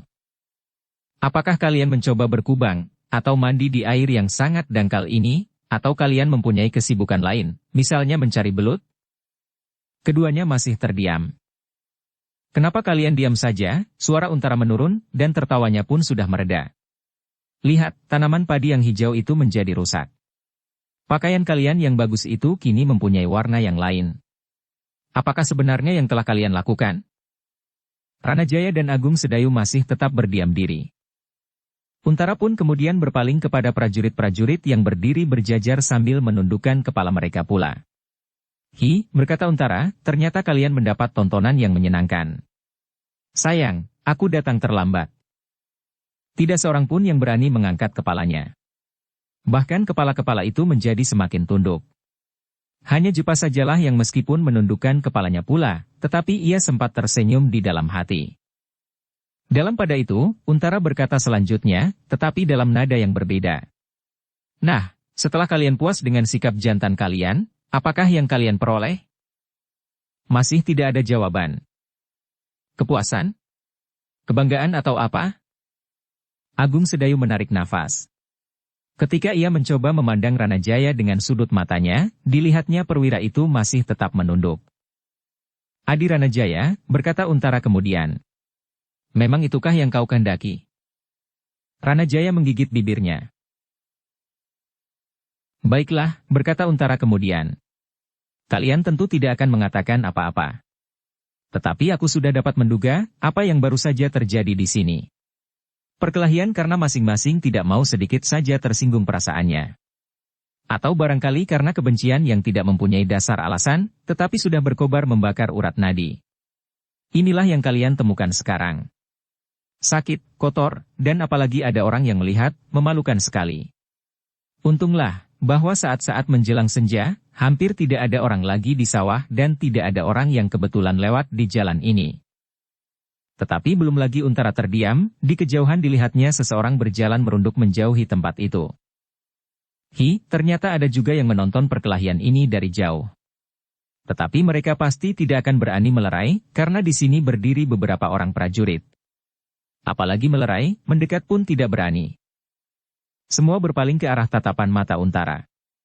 Tetapi mereka tidak melihat apapun lagi, karena orang itu sudah bersembunyi di balik hijaunya batang padi yang tumbuh agak lebih besar. Sambil merangkak orang itu pergi menjauh, agar ia tidak terlibat di dalam perkelahian yang terjadi itu. Tentu tidak hanya seorang itu, berkata Untara. Karena itu, jadikanlah hal ini pengalaman, bahwa seorang prajurit tidak akan berselisih di sembarang tempat dan di sembarang waktu, karena sembarang persoalan. Ranajaya hanya menundukkan kepalanya saja tanpa berkata sepatah kata pun. Usahanya untuk memaksa Agung Sedayu mengaku bahwa ia seorang petugas sandi dari Mataram telah gagal. Meskipun ia masih tetap berpendapat demikian, ia masih tetap menganggap bahwa justru karena Agung Sedayu itu adik Untara, senapati yang bertugas di daerah selatan ini, maka ia akan dapat melakukan tugasnya dengan baik tanpa dicurigai. Dan agaknya Untara memang tidak menaruh curiga sama sekali kepada adiknya itu. Tetapi, berkata Untara, jika sudah terjadi demikian, kalian telah menjadi puas. Kalian telah melepaskan gejolak di dalam hati, meskipun akibatnya barangkali tidak pernah kalian bayangkan sebelumnya. Apakah kata para prajurit dan para perwira, jika mereka melihat seorang Ranajaya dalam pakaiannya yang aneh sekarang ini? Dan apa kata Ki Demang di Sangkal Putung, terlebih-lebih Sekar Mirah, jika mereka melihat Agung Sedayu yang baru keluar dari kubangan? Tidak seorang pun yang menyahut. Nah, sekarang bagaimana dengan kalian berdua? Keduanya tidak segera menjawab. Apakah kalian akan tetap memakai pakaian itu, atau kalian akan berganti pakaian di sini? Masih tidak ada jawaban. Untara menarik nafas dalam-dalam. Tetapi ia kini justru harus menahan kegelian yang hampir meledak, melihat dua orang anak muda yang berdiri tegak seperti tikus di dalam kubangan. Baiklah. Terserah apa yang akan kalian lakukan. Aku akan kembali, tetapi Untara menjadi ragu-ragu. Apakah kalau keduanya ditinggalkan di tempat itu, mereka tidak akan terlibat lagi dalam perkelahian? Meskipun jelas baginya, bahwa Ranajaya tidak akan dapat mengimbangi kemampuan Agung Sedayu. Tetapi bahwa tangan Ranajaya telah melekat di hulu kerisnya, menjadi pertimbangan yang berat bagi Untara. Karena itu, maka katanya kemudian, Adi Ranajaya, marilah kita kembali. Sebaiknya kau meminjam baju salah seorang prajuritmu. Biarlah ia tidak mengenakan baju. Sejenak Ranajaya termangu-mangu, sedang ketiga prajuritnya menjadi berdebar-debar. Marilah, desak Untara. Ranajaya yang mengenal sifat dan tabiat Untara, tidak dapat membantah lagi. Ia tahu, bahwa Untara ingin memisahkannya dari Agung Sedayu, supaya perkelahian itu tidak terulang kembali, selain Ranajaya memang harus mengakui, bahwa ia tidak akan dapat mengalahkan adik senapati itu. Namun demikian, Ranajaya masih juga termangu-mangu. Tetapi ketika Untara mendesaknya sekali lagi, maka katanya kepada salah seorang prajuritnya, berikan bajumu. Tetapi, apakah aku tidak berbaju? Keduanya tidak segera menjawab. Bukankah hampir setiap saat kau tidak berbaju? Tetapi di pondok kami. Tidak di sini. Berikan baju itu. Apakah juga kain panjang dan celana? Tidak. Hanya bajumu. Kain panjang dan celana tidak begitu menarik perhatian. Prajurit itu ragu-ragu sejenak. Namun sebelum ia melepas bajunya, Untara berkata, yang seorang lagi, berikan bajumu kepada Agung Sedayu. Besok baju itu akan dikembalikan, atau ditukar dengan yang baru. Kawannya pun menjadi berdebar-debar juga. Apakah mereka harus memasuki padukuhan tanpa baju? Meskipun sehari-hari mereka memang biasa tidak mengenakan baju, tetapi tidak berkuda di sepanjang jalan. Karena keraguan-raguan itu, maka Untara pun berkata, kalian berdua yang tidak berbaju, tinggallah di sini. Kawanmu yang seorang akan kembali lagi kemari membawa baju kalian. Ia akan mengambilnya di padukuhan. Kedua prajurit itu mengangguk-angguk. Agaknya itu memang lebih baik. Demikianlah. Sejenak kemudian Ranajaya telah berpacu bersama Untara kembali ke padukuhan Jati Anom. Meskipun kain panjang dan celana Ranajaya basah kuyup dan kotor oleh lumpur, namun tidak akan menarik perhatian, seperti seandainya bajunya lah yang berlumuran dengan lumpur yang coklat kehitam-hitaman. Dalam pada itu, Agung Sedayu pun sudah mengenakan baju prajurit pengiring Ranajaya yang masih tinggal. Sejenak ia mengamat-amati baju yang agak terlampau sempit dan pendek. Tetapi itu lebih baik daripada memakai baju yang basah dan kotor. "Bagaimana dengan kau?" bertanya Agung Sedayu kepada Jepa. Jepa merenung sejenak, lalu berkata perlahan-lahan sekali.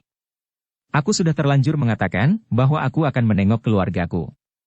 Aku akan terus." Agung Sedayu mengangguk-anggukan kepalanya.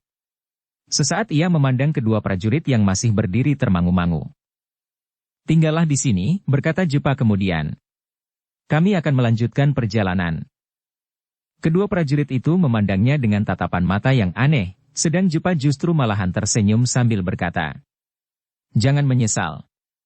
Kalian tidak akan kedinginan, karena sebentar lagi kawanmu itu akan datang." "Kenapa bukan bajumu saja yang dipakainya?" berkata salah seorang dari kedua prajurit itu. Jepa yang kemudian tertawa menjawab, "Agaknya memang lebih baik bajumu daripada bajuku. Apalagi aku akan pergi menengok keluargaku." "Persetan," prajurit itu mengumpat. Keduanya tidak segera menjawab. Jepa tidak menghiraukannya lagi, meskipun ia masih juga tertawa. Sekali ia berpaling, namun kemudian kudanya pun berlari bersama kuda Agung Sedayu yang merasa sudah agak lambat. Tetapi Jepa tidak mengikuti Agung Sedayu sampai ke Sangkal Putung. Karena ia sudah terlanjur meninggalkan Jati Anom, maka ia pun kemudian benar-benar pergi menengok keluarganya, meskipun ia akan segera kembali. Karena itu, maka Agung Sedayu pun segera berpacu sendiri. Semakin lama semakin cepat, karena langit pun menjadi semakin suram. Warna-warna merah senja menjadi pudar ketika bayangan malam mulai turun. "Swandaru pasti sudah menunggu kedatanganku," katanya kepada diri sendiri. Bahkan mungkin anak-anak muda yang tidak sabar itu telah menjadi ribut di halaman Kademangan. Mungkin mereka sama sekali tidak berpikir untuk menunggu kedatanganku. Dan Agung Sedayu pun menarik nafas dalam-dalam. Memang ia tidak yakin bahwa anak-anak muda Sangkal Putung memerlukannya. Mereka barangkali sama sekali tidak menghiraukan lagi, apakah ada Agung Sedayu atau tidak di halaman Kademangan senja itu. Tetapi yang pasti baginya, keluarga Ki Demang sendiri pasti sudah menunggunya. Apalagi Sekar Mirah dan juga Kiai Gringsing. "Aku tidak peduli, apakah anak-anak muda Sangkal Putung memerlukan aku," katanya di dalam hati. "Tetapi aku harus segera sampai di Kademangan." Dalam pada itu, di Kademangan Sangkal Putung, anak-anak muda sudah mulai berdatangan. Bahkan mereka tidak sabar lagi untuk menunggu sampai senja. Sejak matahari condong, beberapa orang sudah berada di gardu di regol halaman. Tetapi Swandaru tidak keluar dari gandok. Bahkan ia pun kemudian tidur mendekur di dalam biliknya. Tetapi Swandaru tidak mengingkari janjinya. Ia sudah minta kepada ayahnya untuk memotong kambing. Kawan-kawannya akan datang menemuinya dan Agung Sedayu. "Nanti sore," bertanya ibunya ketika ia mendengar permintaan itu. "Ya. Bagaimana aku harus menyiapkan?" "Panggil semua tetangga untuk membantu ibu," jawab Swandaru sambil mengerutkan keningnya. "Tidak mungkin," sahut Sekar Mirah. "Besok saja. Aku sudah berjanji. Ayah dapat memanggil juru masak yang baik." Apakah Pak Ranu masih ada?" "Ya. Panggil saja Pak Ranu. Ia pasti akan dapat menyiapkannya sore nanti." Ibunya menarik nafas. Jika demikian, ia tidak akan dapat menunda lagi.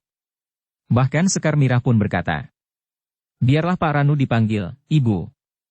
Ia agaknya akan dapat menyelenggarakannya. Ia mempunyai beberapa orang pembantu yang cekatan." Demikianlah. Maka ketika senja turun, Pak Ranu benar-benar sudah dapat menyiapkan hidangan yang akan disuguhkan pada anak-anak muda yang akan datang menemui Swandaru di Pendapa Kademangan. Setelah Swandaru bangun dan membersihkan diri serta berganti pakaian, maka ia pun segera turun ke halaman. Demikian ia tampak, maka anak-anak muda yang sudah ada di gardu pun segera mendapatkannya. Semakin lama semakin banyak. "Marilah, naiklah ke Pendapa," berkata Swandaru. Di Pendapa, seseorang telah membentangkan tikar hampir sepenuh Pendapa itu. Suandaru sendiri tidak mengetahui berapa orang kawan-kawannya yang bakal datang. Mungkin tidak begitu banyak, tetapi mungkin banyak sekali. Sehingga karena itu pula lah, maka Ibu Suandaru menahan Ranu agar tidak pulang dahulu ke rumah, meskipun ia sudah selesai menyiapkan hidangan. Bukankah tinggal menghidangkannya saja, Nyai Demang, berkata Ranu. Tunggu sampai kita pasti bahwa hidangan ini tidak kurang. Ranu tersenyum. Jawabnya. Seandainya kurang, apakah kami harus menyiapkan kekurangan itu? Tentu. Tetapi itu tidak mungkin lagi. Tentu mungkin. Kau dapat berbuat apa saja, karena kau mempunyai pengalaman yang cukup. Kau tentu lebih tahu daripada kami, apa yang harus kita lakukan. Misalnya, kita harus menangkap beberapa ekor ayam atau apapun yang segera dapat dilakukan. Ranu mengangguk-anggukan kepalanya. Tetapi ia memenuhi permintaan Nyai Demang.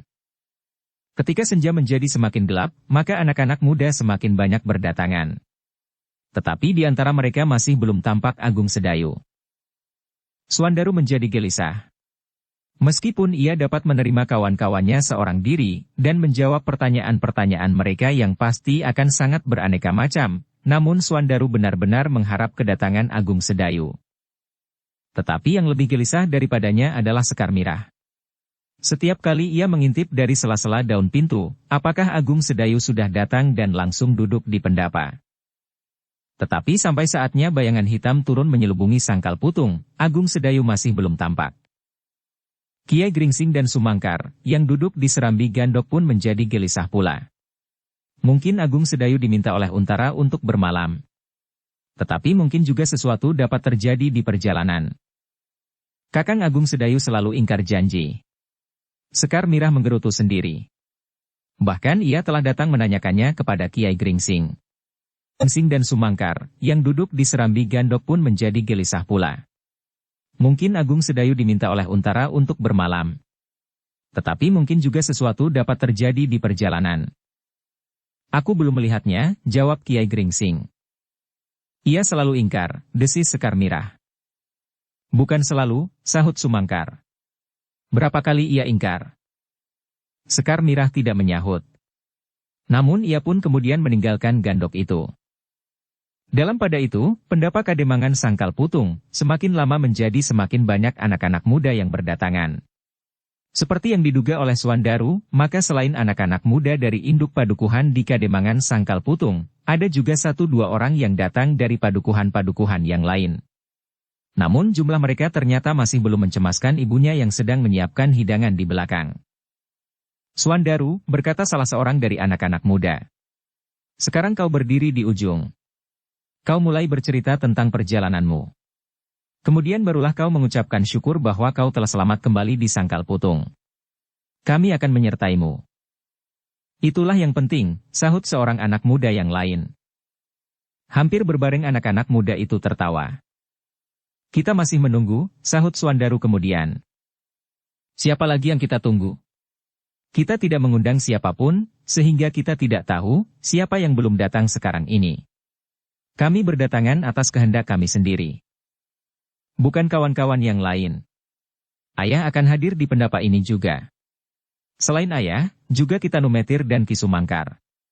Kalau saatnya pertemuan ini akan kita mulai, aku akan mengundang mereka. Panggillah sekarang. Aku ingin segera mendengar ceritamu tentang daerah yang kau jelajahi. Kemudian segera ingin mendengar kau menyatakan syukur dan kami akan mengantar ucapan syukur itu bersama-sama. Bukan itu. Yang penting, syarat ucapan syukur itu. Iya, iya. Segera akan kita mulai. Sebentar lagi. Aku masih menunggu. Siapa lagi? Pat mengatakannya. Kakang Agung Sedayu. Oh, anak-anak muda itu saling berpandangan. Sambil mengangguk-anggukan kepalanya, mereka saling berbicara di antara mereka sendiri. Agung Sedayu, adik Senapati Untara. Apakah kau sudah lupa? Anak muda yang berjasa di saat-saat Tohpati masih berkeliaran di sekitar daerah ini. Tanpa Agung Sedayu, entahlah apa jadinya Sangkal Putung sekarang ini. Kawannya mengangguk-anggukan kepalanya. Katanya. Oh, iya. Aku ingat sekarang. Anak muda yang berkelahi melawan si Danti. Ya, agaknya si Danti memang berkhianat. Ia sudah berani melawan Untara di alun-alun. Kawannya mengerutkan keningnya. Ketika diadakan lomba memanah. Bukankah saat itu, saat hadirnya Untara di daerah ini? Iya, iya. Aku ingat sekarang. Si Danti bukan saja berani melawan Untara, tetapi Sekar Mirah memang membuat hatinya menjadi panas. Bukankah sebelum datang Agung Sedayu, Sekar Mirah tampaknya begitu dekat dengan si Danti? Di mana si Danti sekarang? Tidak seorang pun yang tahu.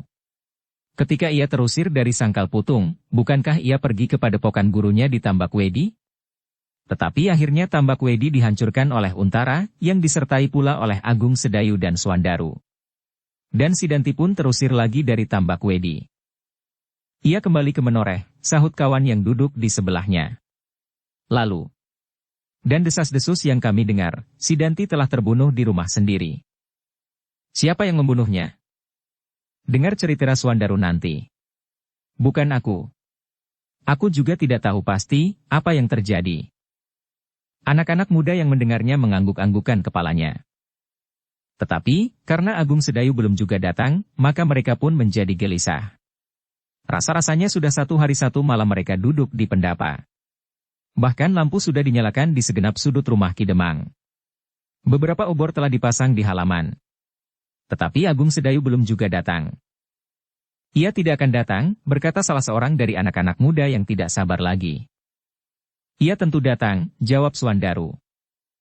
Dalam kegelisahan itu mereka pun kemudian dikejutkan oleh derap kaki seekor kuda, yang berlari langsung memasuki halaman Kademangan. Serentak anak-anak muda yang berada di pendapa itu pun berpaling. Mereka melihat di dalam cahaya obor, seorang anak muda yang langsung meloncat dari punggung kuda yang berhenti di depan gandok. Ia telah datang, berkata Swandaru lantang. Ya, Agung Sedayu telah datang, sahut yang lain. Nah, sekarang ia benar-benar telah datang, teriak beberapa orang hampir berbareng. Agung Sedayu terkejut mendengar anak-anak muda itu menyambut kedatangannya. Seolah-olah ia merupakan orang yang sangat penting bagi mereka. Tetapi Agung Sedayu pun kemudian sadar, bahwa bukan karena ia dianggap orang yang penting di Sangkal Putung. Tetapi sambutan itu adalah ledakan dari kejemuan mereka, setelah mereka menunggu beberapa lama di pendapa. Kemarilah. Swandaru pun kemudian turun dari pendapa menyongsongnya. Pergilah langsung ke pendapa. Kami menunggu kedatanganmu. Aku akan berganti pakaian dahulu. Ah. Tidak usah. Tidak perlu. Marilah. Swandaru menarik lengan Agung Sedayu. Tetapi Agung Sedayu menggelengkan kepalanya. Katanya, lihat kain panjangku. Kenapa? Rabalah. Swandaru terkejut ketika teraba olehnya kain panjang Agung Sedayu yang basah dan kotor oleh lumpur. Dengan wajah yang bertanya-tanya ditatapnya Agung Sedayu yang termangu-mangu, sehingga sejenak mereka saling berdiam diri. Kiai Gringsing beserta Sumangkar yang juga melihat kehadiran Agung Sedayu pun mendekatinya pula sambil bertanya. Kenapa kau, Sedayu? Agung Sedayu memandang gurunya sejenak, kemudian katanya. Sedikit rintangan di perjalanan, Guru. Gurunya mengangguk-anggukan kepalanya. Ia melihat baju Agung Sedayu, bukanlah baju yang dipakainya ketika ia berangkat. Baju ini agaknya kurang sesuai dengan badan Agung Sedayu. Kau berganti baju, bertanya Kiai Gringsing. Ya. Bajuku juga basah dan kotor oleh lumpur, berkata Agung Sedayu sambil mengambil bajunya yang kotor, yang disangkutkan di kudanya. Apa yang sudah terjadi, bertanya Swandaru. Sudahlah, potong gurunya. Nanti sajalah kau bercerita. Sekarang cepat berganti pakaian. Anak-anak muda itu sudah menjadi gelisah menunggu kedatanganmu. Oh, Agung Sedayu mengangguk-anggukan kepalanya. Baiklah. Aku akan segera berganti pakaian. Setelah mengikat kendali kudanya, maka Agung Sedayu pun segera masuk ke biliknya bersama Swandaru. Sambil berbisik ia bertanya. Swandaru, apakah kalian sudah lama menunggu? Dan apakah? Sekar Mirah maksudmu? Agung Sedayu mengangguk. Saat tidak dikari. Sejak sore tadi ia marah-marah saja. Dikiranya kau tidak akan kembali hari ini. Agung Sedayu menarik nafas. Ada sesuatu. Nanti aku ceritakan. Aku akan pergi ke Pakiwan saja dahulu. Cepat. Aku menunggu di pendapa. Aku akan mempersilahkan ayah dan guru bersama Ki Sumangkar untuk duduk meskipun hanya sekedar menunggui pertemuan ini. Anak-anak itu pasti tidak akan telaten duduk terlampau lama. Tetapi waktu yang pendek itu pasti mereka pergunakan untuk bertanya tentang masalah yang aneh-aneh, yang barangkali tidak pernah kita pikirkan. Agung Sedayu mengangguk-angguk. Kalau bau makanan sudah menyentuh hidung mereka, mereka pasti akan segera diam. Baiklah. Aku akan mandi sebentar. Kembalilah ke pendapa. Suandaru pun kemudian kembali naik ke pendapa setelah ia mempersilahkan Ki Demang, Kiai Gringsing, dan Ki Sumangkar untuk duduk bersama anak-anak muda di pendapa itu. Dalam pada itu Agung Sedayu pun dengan tergesa-gesa pergi ke Pakiwan sambil menjinjing pakaian kering. Ia harus segera mandi dan berganti pakaian, karena agaknya anak-anak muda itu sudah lama menunggu. Tentu Suandaru yang menyuruh mereka menunggu. Bukan atas kehendak mereka sendiri, karena mereka tidak lagi mengenal aku, atau mereka tidak lagi mempedulikan aku. Tetapi ketika Agung Sedayu sudah sampai di mulut pintu Pakiwan, langkahnya tertegun ketika didengarnya suara Sekar Mirah. Sebelum senja aku akan datang. Agung Sedayu berpaling. Dilihatnya Sekar Mirah berdiri di pintu butulan yang langsung masuk ke dapur. Ada persoalan yang menghambat perjalananku, Mirah, jawab Agung Sedayu. Oh, tentu ada persoalan itu. Dan persoalan itu dapat datang setiap saat, kapan saja diperlukan untuk membuat alasan. Ah, kau selalu aneh-aneh saja. Lihat, pakaianku kotor sekali. Sekar Mirah mengerutkan keningnya. Selangkah demi selangkah ia maju mendekat. Sambil berjalan ia berkata, siapapun dapat mengotori pakaiannya. Apakah kau akan mengatakan bahwa kau terjatuh dari kuda? Tidak. Tetapi lihatlah. Itu, saat hadirnya Untara di daerah ini. Sekar Mirah sudah berdiri di hadapan Agung Sedayu. Lihatlah kain panjangku. Untara sampai ke tempat itu. Sekar Mirah meraba kain panjang yang kotor dan basah itu. Kau terperosok ke dalam parit. Tiba-tiba saja Agung Sedayu teringat, ketika ia dengan sengaja masuk ke dalam parit karena alap-alap Jalatunda mengejarnya selagi ia memenuhi perintah kakaknya, Untara. Iya, kau jatuh ke dalam parit. Tidak. Nantilah aku bercerita, anak-anak muda itu menunggu aku. Oh, jadi kau dengan tergesa-gesa kembali dan dengan tergesa-gesa pergi ke Pakiwan karena anak-anak muda itu? Bukankah mereka sudah lama menunggu? Meskipun mereka tidak memerlukan aku, tetapi agaknya Suandaru minta mereka menunggu. Oh, jadi itulah yang kau ingat selama perjalananmu? Seandainya anak-anak itu tidak menunggumu, maka kau tidak peduli lagi kepada rumah ini? Agung Sedayu menjadi bingung. Ya. Begitu?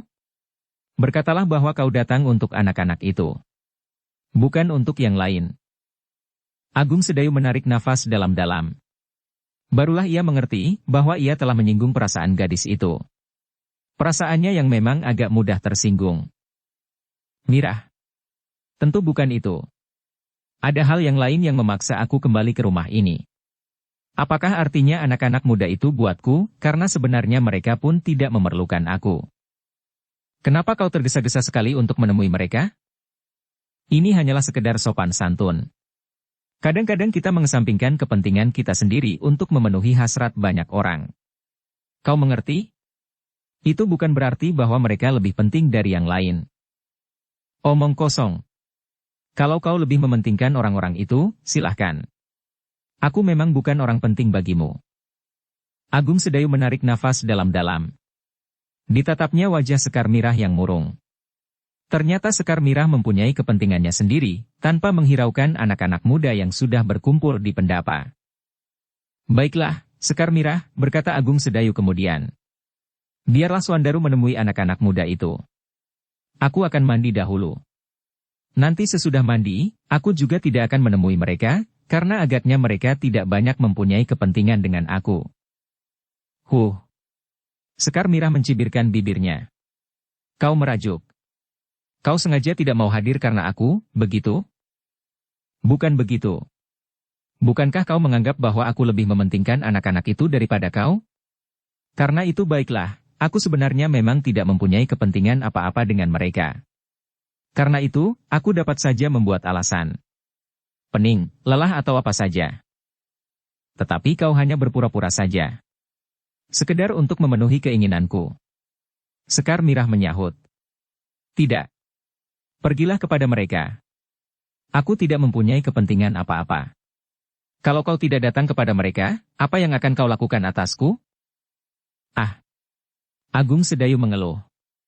Ia tidak mengerti apa yang sebaiknya dilakukan. Karena itu, sejenak ia berdiri termangu-mangu. Selagi Agung Sedayu masih berdiri di muka pintu pakiwan, terdengar seseorang berjalan dengan tergesa-gesa di dalam dapur dan langsung muncul di pintu butulan. Hi, kau masih berdiri saja di situ, Kakang Sedayu. Anak-anak itu sudah menunggumu. Oh, Agung Sedayu masih kebingungan. Tetapi, aku belum mandi. Cepat mandilah. Mulailah saja pertemuan itu. Nanti aku akan menyusul. Ah, aneh-aneh saja kau. Sudah sekian lama mereka menunggu. Kalau pertemuan itu dapat dimulai tanpa kau, pasti sudah aku mulai sejak sore tadi. Ayah, guru dan paman Sumangkar juga sudah duduk di pendapa. Cepat sedikit. Tetapi... Ah, cepatlah. Suandaru itu pun lalu berpaling kepada Sekar Mirah. Kau jangan menunggui di situ, Mirah. Kakang Agung Sedayu agaknya masih merasa malu. Tinggalkanlah, biarlah ia mandi.